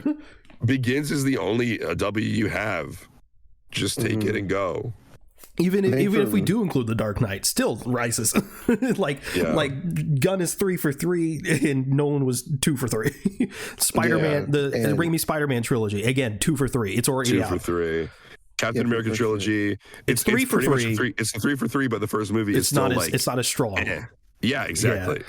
Yeah. I can only like the MCU Spider-Man trilogy. I love Homecoming. I love No Way Home. Far From Home is a little, but I'm also feel the same way about Guardians 2. Regardless, the highs of the Guardians trilogy are still higher than the MCU Spider-Man trilogy, so it is higher. Yeah. Also, them hugging after that. Oh my god, no, made me cry. I think the only trilogy comic book movie trilogy that would surpass. That does surpass the Guardians trilogy is, of course, the Zack Snyder Justice League trilogy. Man, it's the theatrical, it's Zack Snyder's Justice League. The theatrical releases only. Exactly, of course. Yeah, I think that the theatrical release of BVS just beats any other movie of all time. What a fucking mess that was. We got the original X-Men trilogy. The Last Stand is there, so it's out. You got the Beginnings trilogy, but Apocalypse is there, so it's out. Yeah. Come on. Guardians Wolverine trilogy, you have Origins, so it's out. Yeah. Guardians might be the best superhero trilogy of all time. Yeah. Unless there's something that I can't think of. But say it with your chest. It is. It's okay. Yeah, it is. It is. Part of it hurts because I'm biased towards Spider-Man in it. I know. But hey, it's to me, the MCU Spider-Man trilogy is the closest to Guardians. IMO. That's fair.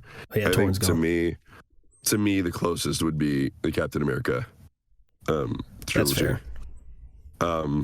Yeah, Spider-Man and Captain. Yeah, those are pretty. Yeah.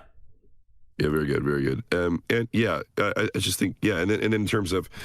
Again, to me, what I value out of a movie, I'm a very sentimental, emotional person, and I love stories about.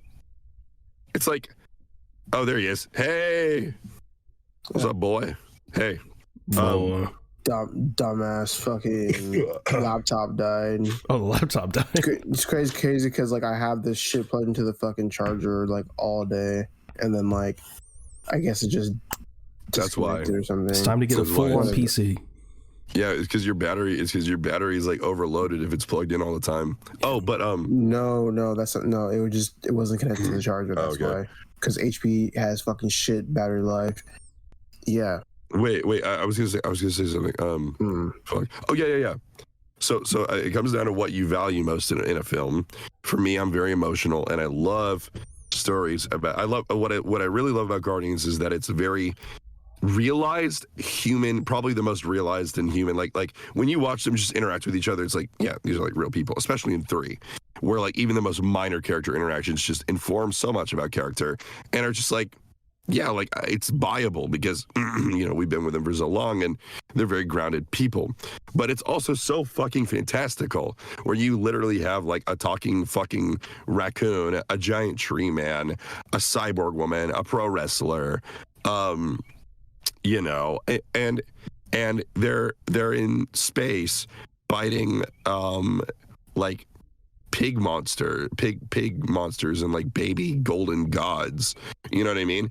I think I love that it's able to do that, where it's able to be so fucking out there, but also present trauma and trauma responses and overcoming that trauma in such a realistic and believable way through the lens of this fucking fantastical universe and over the top action and humor and heart. And I think, again, bringing it back to trilogies, what I value is how this makes me feel. Star Wars makes me feel a whole lot. And I appreciate it for its political nuance, but it's less of the trilogies and more of an overall scope of the universe. Lord of the Rings, it's fucking amazing. It's so gripping. It's beautiful. Still probably some of those beautiful movies I've ever seen in my life. But it doesn't move me. It's compelling, but I'm not really moved all that much. And I can go on and on and on. But Guardians of the Galaxy speaks to me personally. And at the end of the day, all this is subjective anyways, but yes, to my tastes, to what I value in films, technically, through writing, through execution, through storytelling, character development, casting, everything like that. It's just the whole comprehensive, the everything to me. And yeah, I'm grateful for it, and I'm grateful to call it my favorite trilogy of all time. One of my favorite things about this film compared to the other two, the stakes are, on a grand scale, are a lot smaller. On a personal scale, it's fucking huge. But on a grand scale, like the first one is like, if he gets the Power Stone, and it's the fucking Power Stone, it's the fucking Infinity Stone, could destroy everything. Obviously with Ego, it's like he's got all these like plants and shit on other planets that'll like engulf them all and kill everyone on the planets. And this one's like, yeah, I'm making another Earth with some things that I made. Yeah, and save Rocket. Yeah. Too. It's like, yeah. I love that. I love how like, yeah, like it's interesting also the way that scale is just over the course of all of the movies, how it changes. Like the second movie, setting wise, much more intimate, much smaller scale setting than the first film. The first film was more of a full on spacefaring like adventure in my eyes. And 2 was like, we're on a planet for a while. And that's it. But the stakes are bigger. But it's also more intimate than the first one, character wise. And then like the third one, it now, yeah, like you said, yeah, on a bigger sense, the stakes are much smaller. But then in an emotional sense, the stakes have never been more fucking dire, and that's why the movie feels so desperate, which is such a unique tone. It's such a unique and mature tone, and it's handled so well. It's conveyed so well. I love it so much. One of my favorite things about this film, like we've been sort of talking about it the whole time, but James Gunn was allowed to go a lot darker and also a lot more violent. I was not expecting for them to show Bro's face just gone. Yeah, because like they ripped off the face, and I was like, oh, that's already pretty gross and a little bit violent, but there's no way they're going to show the face. And then they show the face. I was like, oh my God. Yeah, I know. Like one of the first like reactions for like James Gunn's like the Guardians movie Getting Darker was when his own wife got shot in the leg. that, And was you the funniest. Yeah. But it was like played so real, like it was Yeah. comedic, but it was like, oh, like she like literally got shot. Yeah, You know it what I was mean? so Yeah. fucking funny, bro. We're just like, holy fuck. Yeah. And then yeah, like the other time where like where it got like really really dark was like Will, you mentioned it earlier, where like Peter just jumps out of like the fucking high evolutionary ship with that doctor, and just slams him to the ground, and like his Groot helped him. Yeah, Groot helped him, dude. And also when Peter was like, kill everyone. Yeah. So badass. Oh my God. Chills, dude. Kill him all. Rocket ripping the guy's face off. So cathartic. And then what you end it on whenever the face is revealed, the High Evolutionary is just this fucking, it's such a satisfying, rarely do you get a very satisfying ending for such a hateable villain. But it's like, yeah, like he was dispatched easily because he's a pathetic fucking worm. This guy's a fucking baby. And he's such a pathetic, writhing piece of shit. And when his face was like peeled off, it was like, oh my God, yeah. Like, oh, it's a pitiable, he called Rocket putrid. This guy's fucking putrid. You know what I mean? It's awesome. So good. Sorry, Torn. Go ahead. I'm so sorry. But I'm glad that like James Gunn was able to go like above and beyond in the means of pushing the limits on this film. And see, look at this fucking. Hold on, let me see. Sorry, hold on. Are you looking at people's reactions right now? No, I'm looking up the rating of it. Oh, Rotten Tomatoes has it on like a 67 by critics. No, dude, like this fucking like proves that like for what? For Guardians? Yeah, no, Metacritic has it at a 67. I'm talking about, like, Metacritic. Okay. No, I'm talking about the rating of like if it's PG-13, of course. Oh yeah. Fucking yeah, this fucking proves that you can fucking push, like you make fucking PG-13s like to to its limits. Oh yeah. Fuck you all. Fuck all those. Everything needs to be rated R. Fucking pussies, dude. I swear to God. I hate that they released that. I didn't see the F word clip, but they released the F word clip.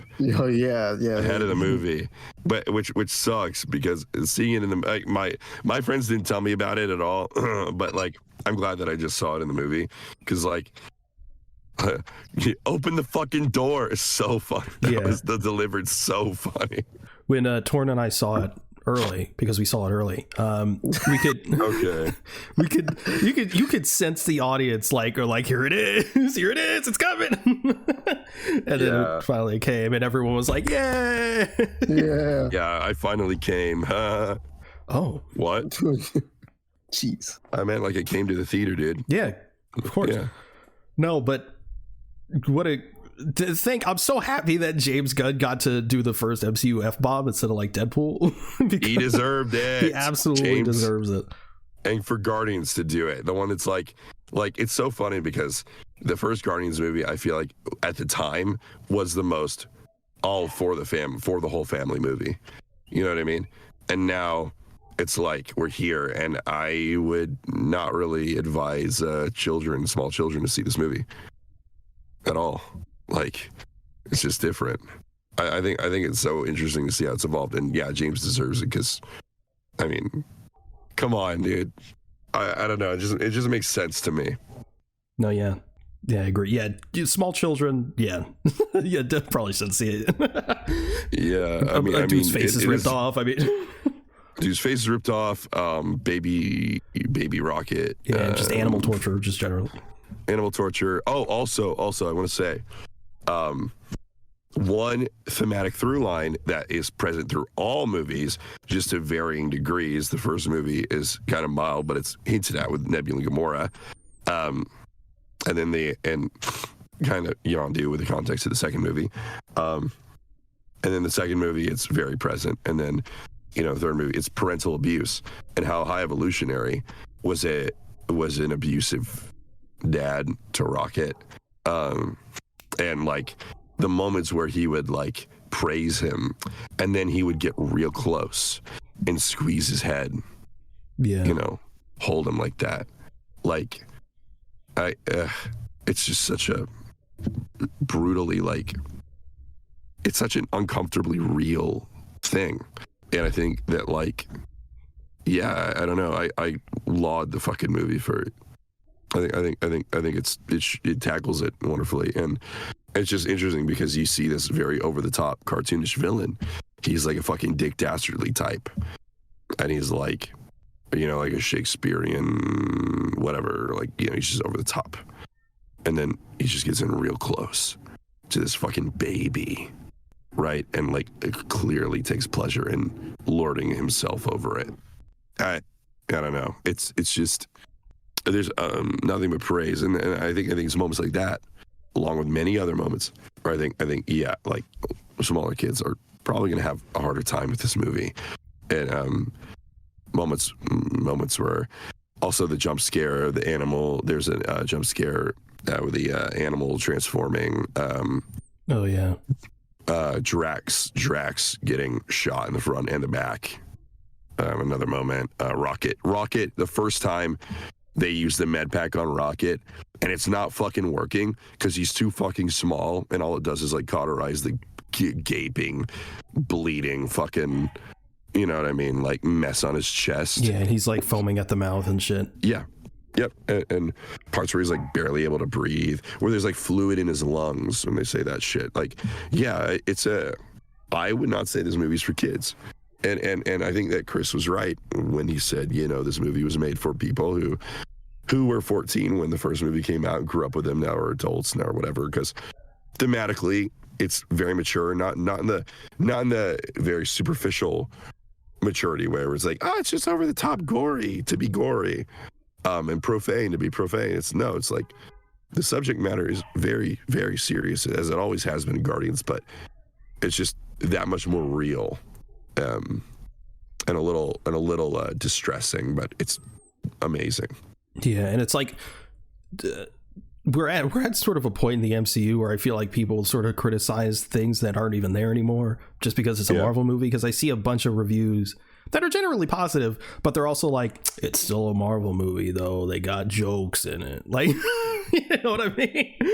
People have made up their mind and they just hate the MCU. Yeah, like, I get it. It is what it is. But like, to go back to the villain, I was telling Torn, I feel like High Evolutionary, it's almost not fair. It is fair, but but like he's sort of out Kang, like, you know what I mean? Yep. Even when he did like the whole, like when he was about to get when they're about to like take over the ship or whatever, his crew, and he just sort of rages out and just has like a big explosion coming out of the suit. I mean, that was just straight up Kang, and it was way more, impactful. But the two things we've seen him be sort of like, it's like Scatterbrain and shit in Loki, and we saw like a little glimpse of like a little bitty baby glimpse of what he could do in Quantumania. So we really haven't seen him at like his full power or whatever. But the High Evolutionary really fucking brought that shit. And people are saying like, if they have to recast, they could like totally retcon and like make Chuguri Uji the new Kang and just say High Evolutionary is a fucking variant. I'm kind of on board with that. Yeah. I'm good with that. Like, he really did steal the show. It's so funny because like the most instant recent comparison we have, and as unfair as it is, it's still in the same continuity, is Ant-Man. This is we got Midomania followed by Peak. I know y'all love Ant-Man 3. I know it's okay to be wrong. It's fine to say I loved it. It's okay. Y'all said you loved it. I'm just not a fucking hater like everyone else. Like I actually like. You should be a hater. No, I mean, like, it ain't the best MCU movie. I mean, I just think it's fine. Just like Thor, just like Love and Thunder, people fucking hate that movie. I just think it's okay. Payne loves it though. It's a great But, film. but It's would I great. watch it again? Probably not. Same thing goes for It's like Quantumania. meth. It's like meth. Like yes, like it's fine. But would I don't- do it again? No. I It's don't not know, like man. I'm crack. not fucking Walter White. It's not like Taking that shit. crack, which I do that every day. But I also I wanted to make a comment. Rocket when he goes in and he sees the raccoons and he saves them, and then he finds out he was taken from a wildlife park on Earth and that he's a raccoon, and like then him like using that to totally reclaim his identity, you know, fully actualize himself, call himself Rocket Raccoon, was a very nice payoff. So cool. Also him like in that, back to that moment of him rescuing those raccoons and looking all around him and just breaking down into tears, just seeing like the crushing weight, like feeling the crushing weight of like, oh my God, there's just so many animals here, you know, and it's heartbreaking. And I love like, I don't know, I just really think there was such a beautiful emphasis on saving just everything, you know, saving like everything they could, was really awesome. And I love that the main focus of this movie, even as violent as it is more concerned, in my opinion, directly with saving people than a lot of other superhero movies are, in more of a focused sense versus like, oh, we save the world, we save the galaxy. It's like, you know, we're like, it's a smaller scale, but we're going to do everything we can, and we're all almost going to literally die to do it. Yep. Also, end scene's amazing. I forgot the name of the song, but Florence and the Machines. But like where they ended that movie, everyone dancing. Also, Peter going back to see his grandfather and be there. I think that made me cry. Oh yeah, I meant to say earlier, like even though it is Rocket's movie, I'm very happy. Like a lot of the focus is still on Peter, and we still got a lot. Like he wasn't just stagnant, you know. Yeah, I was a little worried that would happen, and it's just interesting. We were able to get a Rocket movie where he was pretty much out of commission most of the time, and it's mainly like you kind of begin to see like. It's just so I thought it was so beautiful to just see how much everyone loved him and how willing they were to just, you know, risk everything to just for the chance of saving him. Yeah. And how much we get in flashbacks. I think the flashbacks were handled very well. They were not super jarring. They blended well. They were also timed, like the bits of information that we received were timed appropriately. They were spaced so that we were able to digest them properly, because the movie had a lot going on. And you know, yeah, I think ending any, you know, the only thing that I'm nervous about is the character that's returning is Star-Lord, because I don't want them to fuck him up. He's my favorite character. And I also know Chris was like, you know, he'd only come back if it was really, really, really good. And he seemed very serious about that. And it looks like since he's returning, he found something really good. So hopefully it's good. But in my opinion, I think Mantis or Nebula or Rocket, either any of those would have been like the surer characters, the safer characters to continue with, in my opinion, especially Mantis and Nebula. Yeah, there's still a lot that we can get from Mantis. And I'll wrap up my point by saying the one way I can see the one issue I have with pulling Peter out from where he is now is if more is taken from him. I think that would be a little cruel, like if his granddad died or something, whatever, and then he got called into action because of that. I think that the most realistic thing I see happening is hopefully he comes back for like King Dynasty or Secret Wars or whatever, and the reason he does is to defend the life that he has on Earth, and then maybe to help out Rocket and his team if they show up. And if he dies doing that, then I'd be fine with that. But like, I don't want him to be called back into something and be like traumatized again. Yeah. Like it has to be like a Toby thing, like where Toby comes back in No Way Home, and he's actualized. He's finished his arc. It's not like he's called into action because something fucking traumatic happened. He's there using his experience to help, the new guys, to help him out. Yeah. To help out Peter. Yeah. Can we talk about Nathan Fillion? Yeah. Oh my God. He was so good in this. God, he's so funny. It's I love the running gag of like, he's an idiot. I got a guy. I got one of those. Yeah, it's so fucking funny. It would like he's so like I always admire actors who can convey like everything just with their facial expression, and like the way he like the first time he did that bit and he turns around and he just stares at him and he just the faces he makes are just pitch perfect. He's so fucking good in this, which just pissed me off more that we won't get him in a fucking main role in the MCU. Like, I'm happy he's in it. He was brilliant, but god damn it. He also played the character where they did the prison rape joke in Volume 1. Yep. I think he was gonna play Wonder Man in Volume 2, but his role got cut. Oh, he is the cast for Wonder Man. Ugh. Where the fuck would you put Wonder Man in Volume 2? I don't remember. I just know that I think there was at some point like there was like a movie poster or something, and he was on it as Wonder Man. And on Earth, maybe like like one of the scenes on Earth where like they're running from the blue glob. Yeah, that makes sense.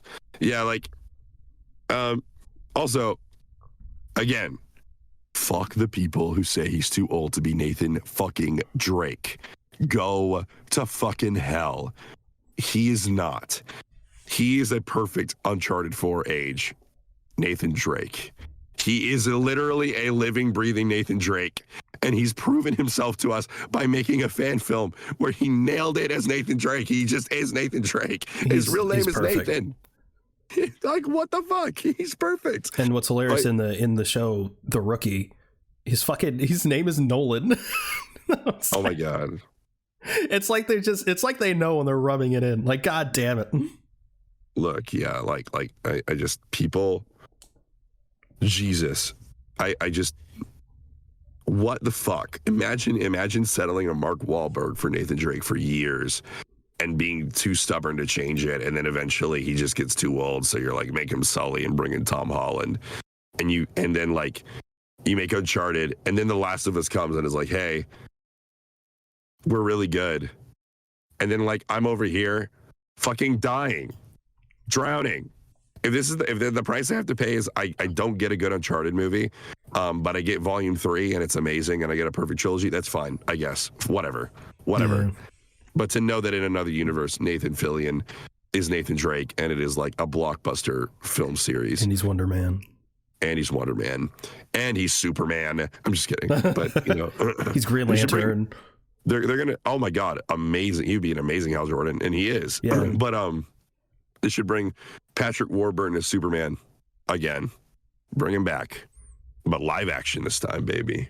That would be so stupid. That'd be so funny. Sorry, that was such an ADHD tangent. Yeah, the tick, yeah. Such a tangent on my part. I'm sorry. Imagine he was the one. Imagine Nathan Fillion is just amazing in this, and then he was the one. He's the one that kills Drax. I know. I was literally like, oh my god. Did he kill Drax? Yeah, it's like not Nathan Fillion. No. I was like, oh my god, like no way. This is where Drax dies. Thankfully, it wasn't, because like then you remember in the trailer, like, oh yeah, he walks away. He's walking. Yeah. And I had to double check when they had him on his shoulders. Like, okay, he's moving his legs. He's alive. I was like, okay, good. But also, Drax shedding his first tear, saying goodbye to Mantis. Oh, that come on. oh, I and was then the one that really got me, because the first time I cried was not when Rocket was dying and then he basically died. I actually didn't cry there because I think based off all the trailers, I just kind of accepted his death. But then when he came back to life and Peter and Groot were hugging him, that fucking crushed me. I was like, oh no. But then it was like a 1-2 punch, because that happened and I was crying, and then when Rocket revealed himself to Drax, Mantis, and Nebula, and then Nebula broke down, I was like, God damn. Yeah, because one of the best developments that happened between the two movies was Rocket and Nebula's relationship. Like, the shot of them holding hands is still one that is very present in my mind. When they're sitting there holding hands, I think they just got back from killing Thanos, right, or whatever, in Endgame. Yeah, am I wrong? I think so. Yeah. That moment, and they're holding hands. It's just like, Rocket, and also when Rocket asks, "Where's Nebula?"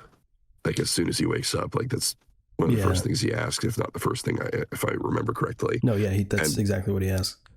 Yeah, where's Nebula? It's like, like, they love each other. It's so interesting how, like, the two most cynical members of the team are like, so they love each other. They love their team. They love their family. It's just like, you have to be so fucking heartless to watch these movies and then not appreciate, like, not fucking get emotional and appreciate what happens, or what's going on. Yeah. We didn't talk about Rocket's friends all that much. Lila, Teefs, and Floor. Who's your favorite? Teefs. Oh wait, I love Teefs. I love Even though we all have them, mine's certainly the most prominent. I love him. There's one thing I wanted to add. So there's like a running gag of, like, guards and, like, having stormtrooper aim, essentially, right, bro? Yeah. And then it fucking hit me, like, when the camera, like, or when it cuts to them, like, dead, they weren't trying to kill Rocket, they killed them. Bro, that fucking hurt me. Yep. Oh, dude, it was so painful too, because, like, and I think, Rocket probably felt a great deal of guilt too. It's like, they were asking him, like, let's go, like, we can go, like, let's run. I mean, I just can't. That was such a sad scene. It was done so well, and it made it even more, like, bittersweet when Rocket died, and he's like, "Can I come?" Because he sees them, and and she's like, "Of course." And I was like, "Nah," but not yet. And then the whole Rocket basically fucking, like, saying, "Well, there's fucking nothing. Like, there's nothing back there. Like, why the fuck would I want to?" You know what I mean? Like, why can't I just be here? Yeah. And that part made me cry too. And when then he said Lila, that, I was like, "Fuck." Lila blatantly says it. Like, this has been your story all along. Yep. So good. Holy fuck. And I honestly, and Rocket has always been in my S tier characters for a while. He's not my favorite character of all time, but he's like top 4. And I think not objectively, because there's no real objective measure, but fuck it, I think that he is a better developed character than Tony. And I think that Rocket is the most comprehensively developed, realized, and complex character in the MCU thus far. And if I'm wrong, you can tell me. There's a lot of characters in the MCU. The only other character I'd say is Daredevil, but I was going to say Nebula. They're very Nebula. Oh my god, yeah. Oh my god, yes. Actually, yes. Rocket and Nebula. Rocket, Yeah, Nebula, they share that. DD. Daredevil. The only reason I'm hesitant to bring him up is because Technically, I don't know how the fuck they feel about him still. You know, that development still, but we'll see. Yeah.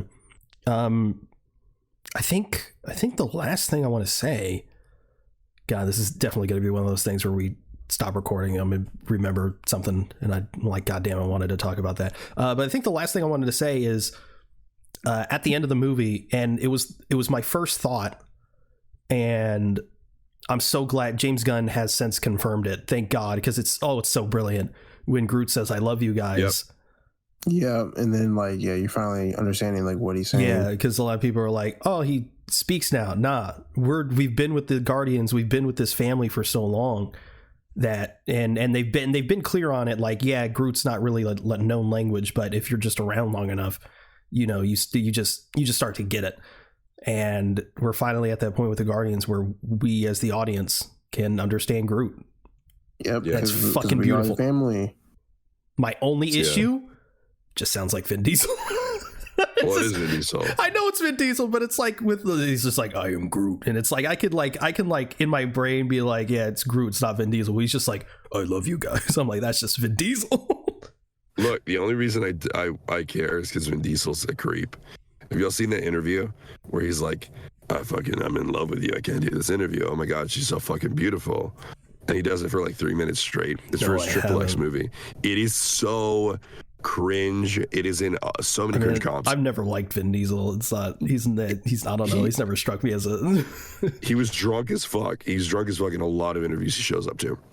And he was saying, it was so embarrassing. Remember when he was like, begging she's The so Rock fucking sexy. to be in Fast X, and he like posted a photo of him next to The Rock, and whether it was him or someone on his team He made it photoshopped bigger. him to make him Yeah. look bigger than The Rock.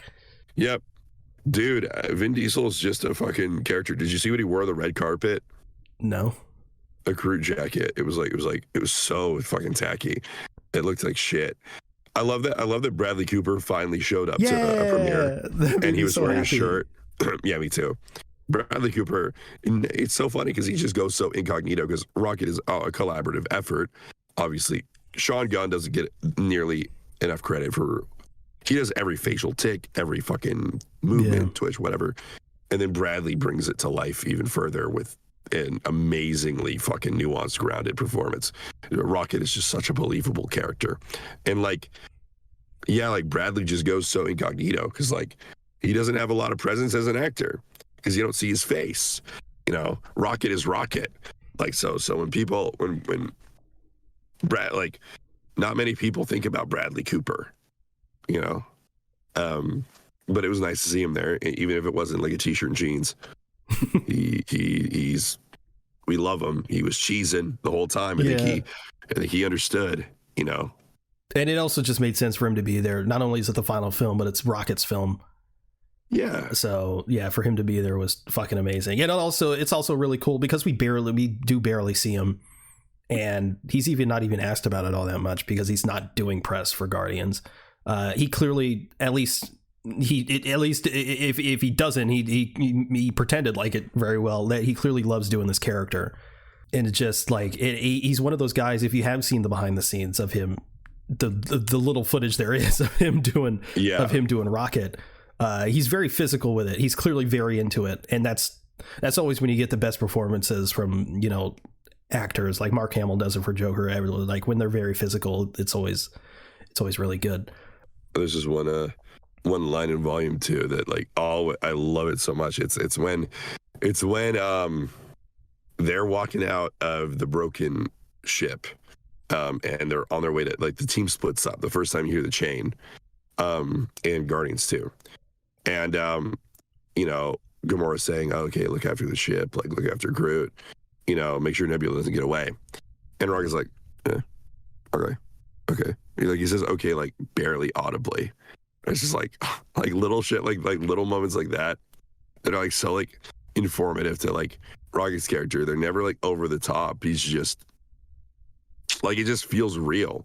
Yeah. And Bradley is He does it so amazing. I love that they didn't just hire like Bradley Cooper. Yeah, he's a celebrity, I guess, but holy fuck, dude, the chops on that guy. Jesus Christ. I mean, Vin Diesel, all the fucker can say is I'm Groot. Okay, I'm sorry. Like he's just a face. Yeah. But Bradley Cooper is probably one of the main driving talents in the cast of Guardians. I'm surprised we didn't see more of Adam Warlock and more so Cosmo. They weren't in it nearly as much as I thought they'd be, which is fine because it's, the main Guardians story. So ultimately, I'm fine with it. Just based off Cosmo's in it and the marketing, I thought they were going to be in it more. But I Adam got more than I thought he would. I was kind of expecting he'd show up like for a few minutes at the beginning, die immediately, and then whatever. But he even has he even has his own arc, which is great. And I was Kraglin I thought was going to have a bigger part, but like it's not like I'm disappointed with the time he had. Like the time he had was used effectively. And he has his own little mini arc with the arrow. Yep. Yeah. Technically Cosmo. Cosmo has like a payoff. She's a good dog. Well, what please a good tell movie. me I'm a good dog. Yeah, fantastic movie. A fucking phenomenal film. The excitement was through the roof for me. It was also just crazy on how the anticipation that I was experiencing, waiting outside the fucking theater for 5-6 hours. It was like 4.5 hours. 4.5 hours. Because Jesus we saw Christ. it early. I don't know. Did I say that already? But you're still fake fans. Only the biggest fans see it early. That's if you not true. If you didn't see it early, I can't imagine. Imagine if you're someone who their favorite movie of all time is Guardians 2, and then they don't see it early. You know what I mean? I got tickets for as early as I thought I could. Oh, I did get a free poster. I got the IMAX. Oh, so did we. The marathon one. Yeah, I was worried. I was like, oh no, they won't have it.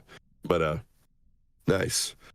I just wish that oh, dude, I brought my fucking $300 hot toy to the fucking theater. It's bold. Yeah, I'd be too scared. I'd drop it or bold. something. I had a white knuckle grip on that thing. I brought a little bag that I could fold up and put in my back pocket. I took it out, placed it neatly onto the little table so I could put Star-Lord on it without him getting dirty. And I watched the movie, and my heart rate, dude, the whole movie, and I think it's just because it was, like I said, I've never been more excited to see anything in my life. And it was literally, I'm fucking tearing up right now. Okay, I'm gonna stop tearing up, but yeah, life-changing day. And my heart rate was really bad, and I have really bad anxiety, especially when it comes to my heart and stuff. I get very queasy. High five. And so high heart rates send me into fucking panic, and I'm like, oh god, I'm gonna have a panic attack in this movie, and I just kind of but yes, I did squirm, yes I did whatever, but I was so fucking wrapped up in the movie, and oh my god, I just remember, I think the part where I was I was sobbing my fucking eyes out like a baby was when Peter turned around for the Zune. I was like, yeah, this is it. It's goodbye, Peter. Goodbye. And yeah, sorry, I know I'm dragging this out a long time, but cried a lot. I cried at moments that were minor. I cried a million times. It was also one of those movies that James Gunn masterfully managed to position this film in a way where it's anyone could die. Anyone could go. And then no one did. Everyone sort of gets their happy ending, which was... We had our cake and ate it too. Yeah. It was incredibly satisfying. I'm sick of the notion that a lot of comics fans throw around. A lot Someone of has to die. There's no stakes. Yeah, I think that's bullshit. And you have to... I mean, anyone with a fucking half a brain who thinks about it for just a little bit knows, right? It's not true. The joy, or sorry, not the joy, Jesus Christ, the benefit of a character's dying is, first of all, the emotions that we experience, and also the reaction of the world around them, the characters around them, how that fits into the story, whatever. So we got to have our cake and eat it too. And everyone deserved the happy ending. But also, like, seeing Rocket die, we got to see the extent of how loved he was. Like how everyone was just desperate to save him because, you know, he means the world to them because he's family. And then for Rocket, you know, like, it's a little payoff for Rocket too, because he sees Lila and Flora and Teefs, and they tell him, like, they're there and they're waiting for him, but there's more for him to do. Yeah, it's amazing. It's not like it's just a simple cheap fucking. It's not like it's a series of really cheap, annoying, eye-rolling fake outs, and then, like, everyone's fine and the ending is like, eh. My only concern is that the amazing. fake outs might get repetitive on a rewatch. On a rewatch, I can definitely see that, but we'll see, I guess. Yeah. But this is random. Did Lila have the robot arms in the trailers? I don't remember that, honestly. Because I remember, right because obviously, you know, the trailers are the trailer. To see the trailer a bunch of times, you know, it's on fucking YouTube and shit. And there's always that shot of them hugging. And then I watched the movie, and I'm like, oh shit, she has robot arms. I'm like, wait, was that in the? Am I just blind? Like, maybe I'm just unobservant. I don't know. no, yeah, she didn't have the arms. She didn't have the arms. Sorry, I thought I was muted. Jesus Christ, she didn't have the arms, the robot arms in the trailer, and I think that was a purposeful, because, like, if you weren't in the know, like Telltale Guardians game, like, that's for a very select few people, like, their introduction to Lila. It was mine. Lila and Rocket's relationship, how they try to escape together. Lila dies. That's Rocket's trauma in that game. And, like, you know, no, wait, she does have robotic arms. Oh, she does? Yeah. Okay, well then fuck everything I said. Wow, they're very long in the movie. Dumb. They're very gangly. Yeah, they are. Very prominent. She's so hot. What? Huh? It's Linda Cardellini, so part of me can't blame you. Linda Cardellini's awesome. I'm so sorry. Oh Please don't cut it. That's I'm bleeping it. I'll bleep it. Cutting it. Okay, yeah, bleep it, bro. bleep it. That's fun. That's good. Good Come on, God. that was funny as fuck. Yeah, dude. What Top is 10. wrong Top with you? 10 like questions scientific. Are you gonna answer? That'd be so funny. It's the end of the podcast. What are the chances anyone's still here? What are the fucking chances? Very small, but who knows? Hey, if you found us by looking up Zack Snyder for this one, congratulations. I almost forgot We're here about to tell that. you. We're here to tell you we fucking hate him. We hate him. I'm just kidding. I actually love him. Like, okay, I actually don't love him. Army of the Dead sucks. If you're a Zack Snyder fan and you are coping with yourself and you believe that Army of the Dead was any fucking good, you're a fucking idiot. That's where I'll leave that. That's. I'm done with the show. I'm good. Is that the show? No, it's not. But that is Guardians of the Galaxy Volume 3. We fucking loved it. Did y'all see anything this week? I started Shameless. Oh, you and did? I watched Guardians. Yes, I started Shameless. How was Shameless? So far, I'm on episode 3, and It's shit. It's pretty good. It's shit. I was gonna. Shut up. I was gonna. After the series is over, I was thinking about watching Succession It's shit. Don't watch it. because everyone's fucking It's praising shit. that. Oh, you've seen it? No. I didn't think so. It's Hey, Shameless. I'm just stealing your move. That's all I watched. I didn't watch anything else. I played and finished Jedi Survivor. Oh, you finished it? Oh yeah, I finished I'm at it. the part. I'm at the part where I'm. And this is spoiler free. I'm at the part where You can spoil it. I don't care. You're I not the know, only but person for here. the people in the fucking audience, listen. If you're still fucking They ain't playing that shit. They broke. okay, what the fuck? But yeah, that's very unlikely to have a system where they can run it on normally. Anyways, that game's fucking a mess. But what's it called? I'm finally back on Kobo after the desert for the second time, and I have the Force Dash ability. It on feels Kobo. so good. Yeah, the dash is traversal so feels amazing. I love to. What I do is I very quickly, to like cover ground fast, I will like spam X and then circle really fast. It's like a ground dash. It's like super satisfying. It's like there's so many more options for movement. I went back and played a little bit without it, and it's crazy how much fluidity the dash adds, because I feel like something's missing now when I don't have it. No, it's gonna make going back to play Fallen Order so impossible.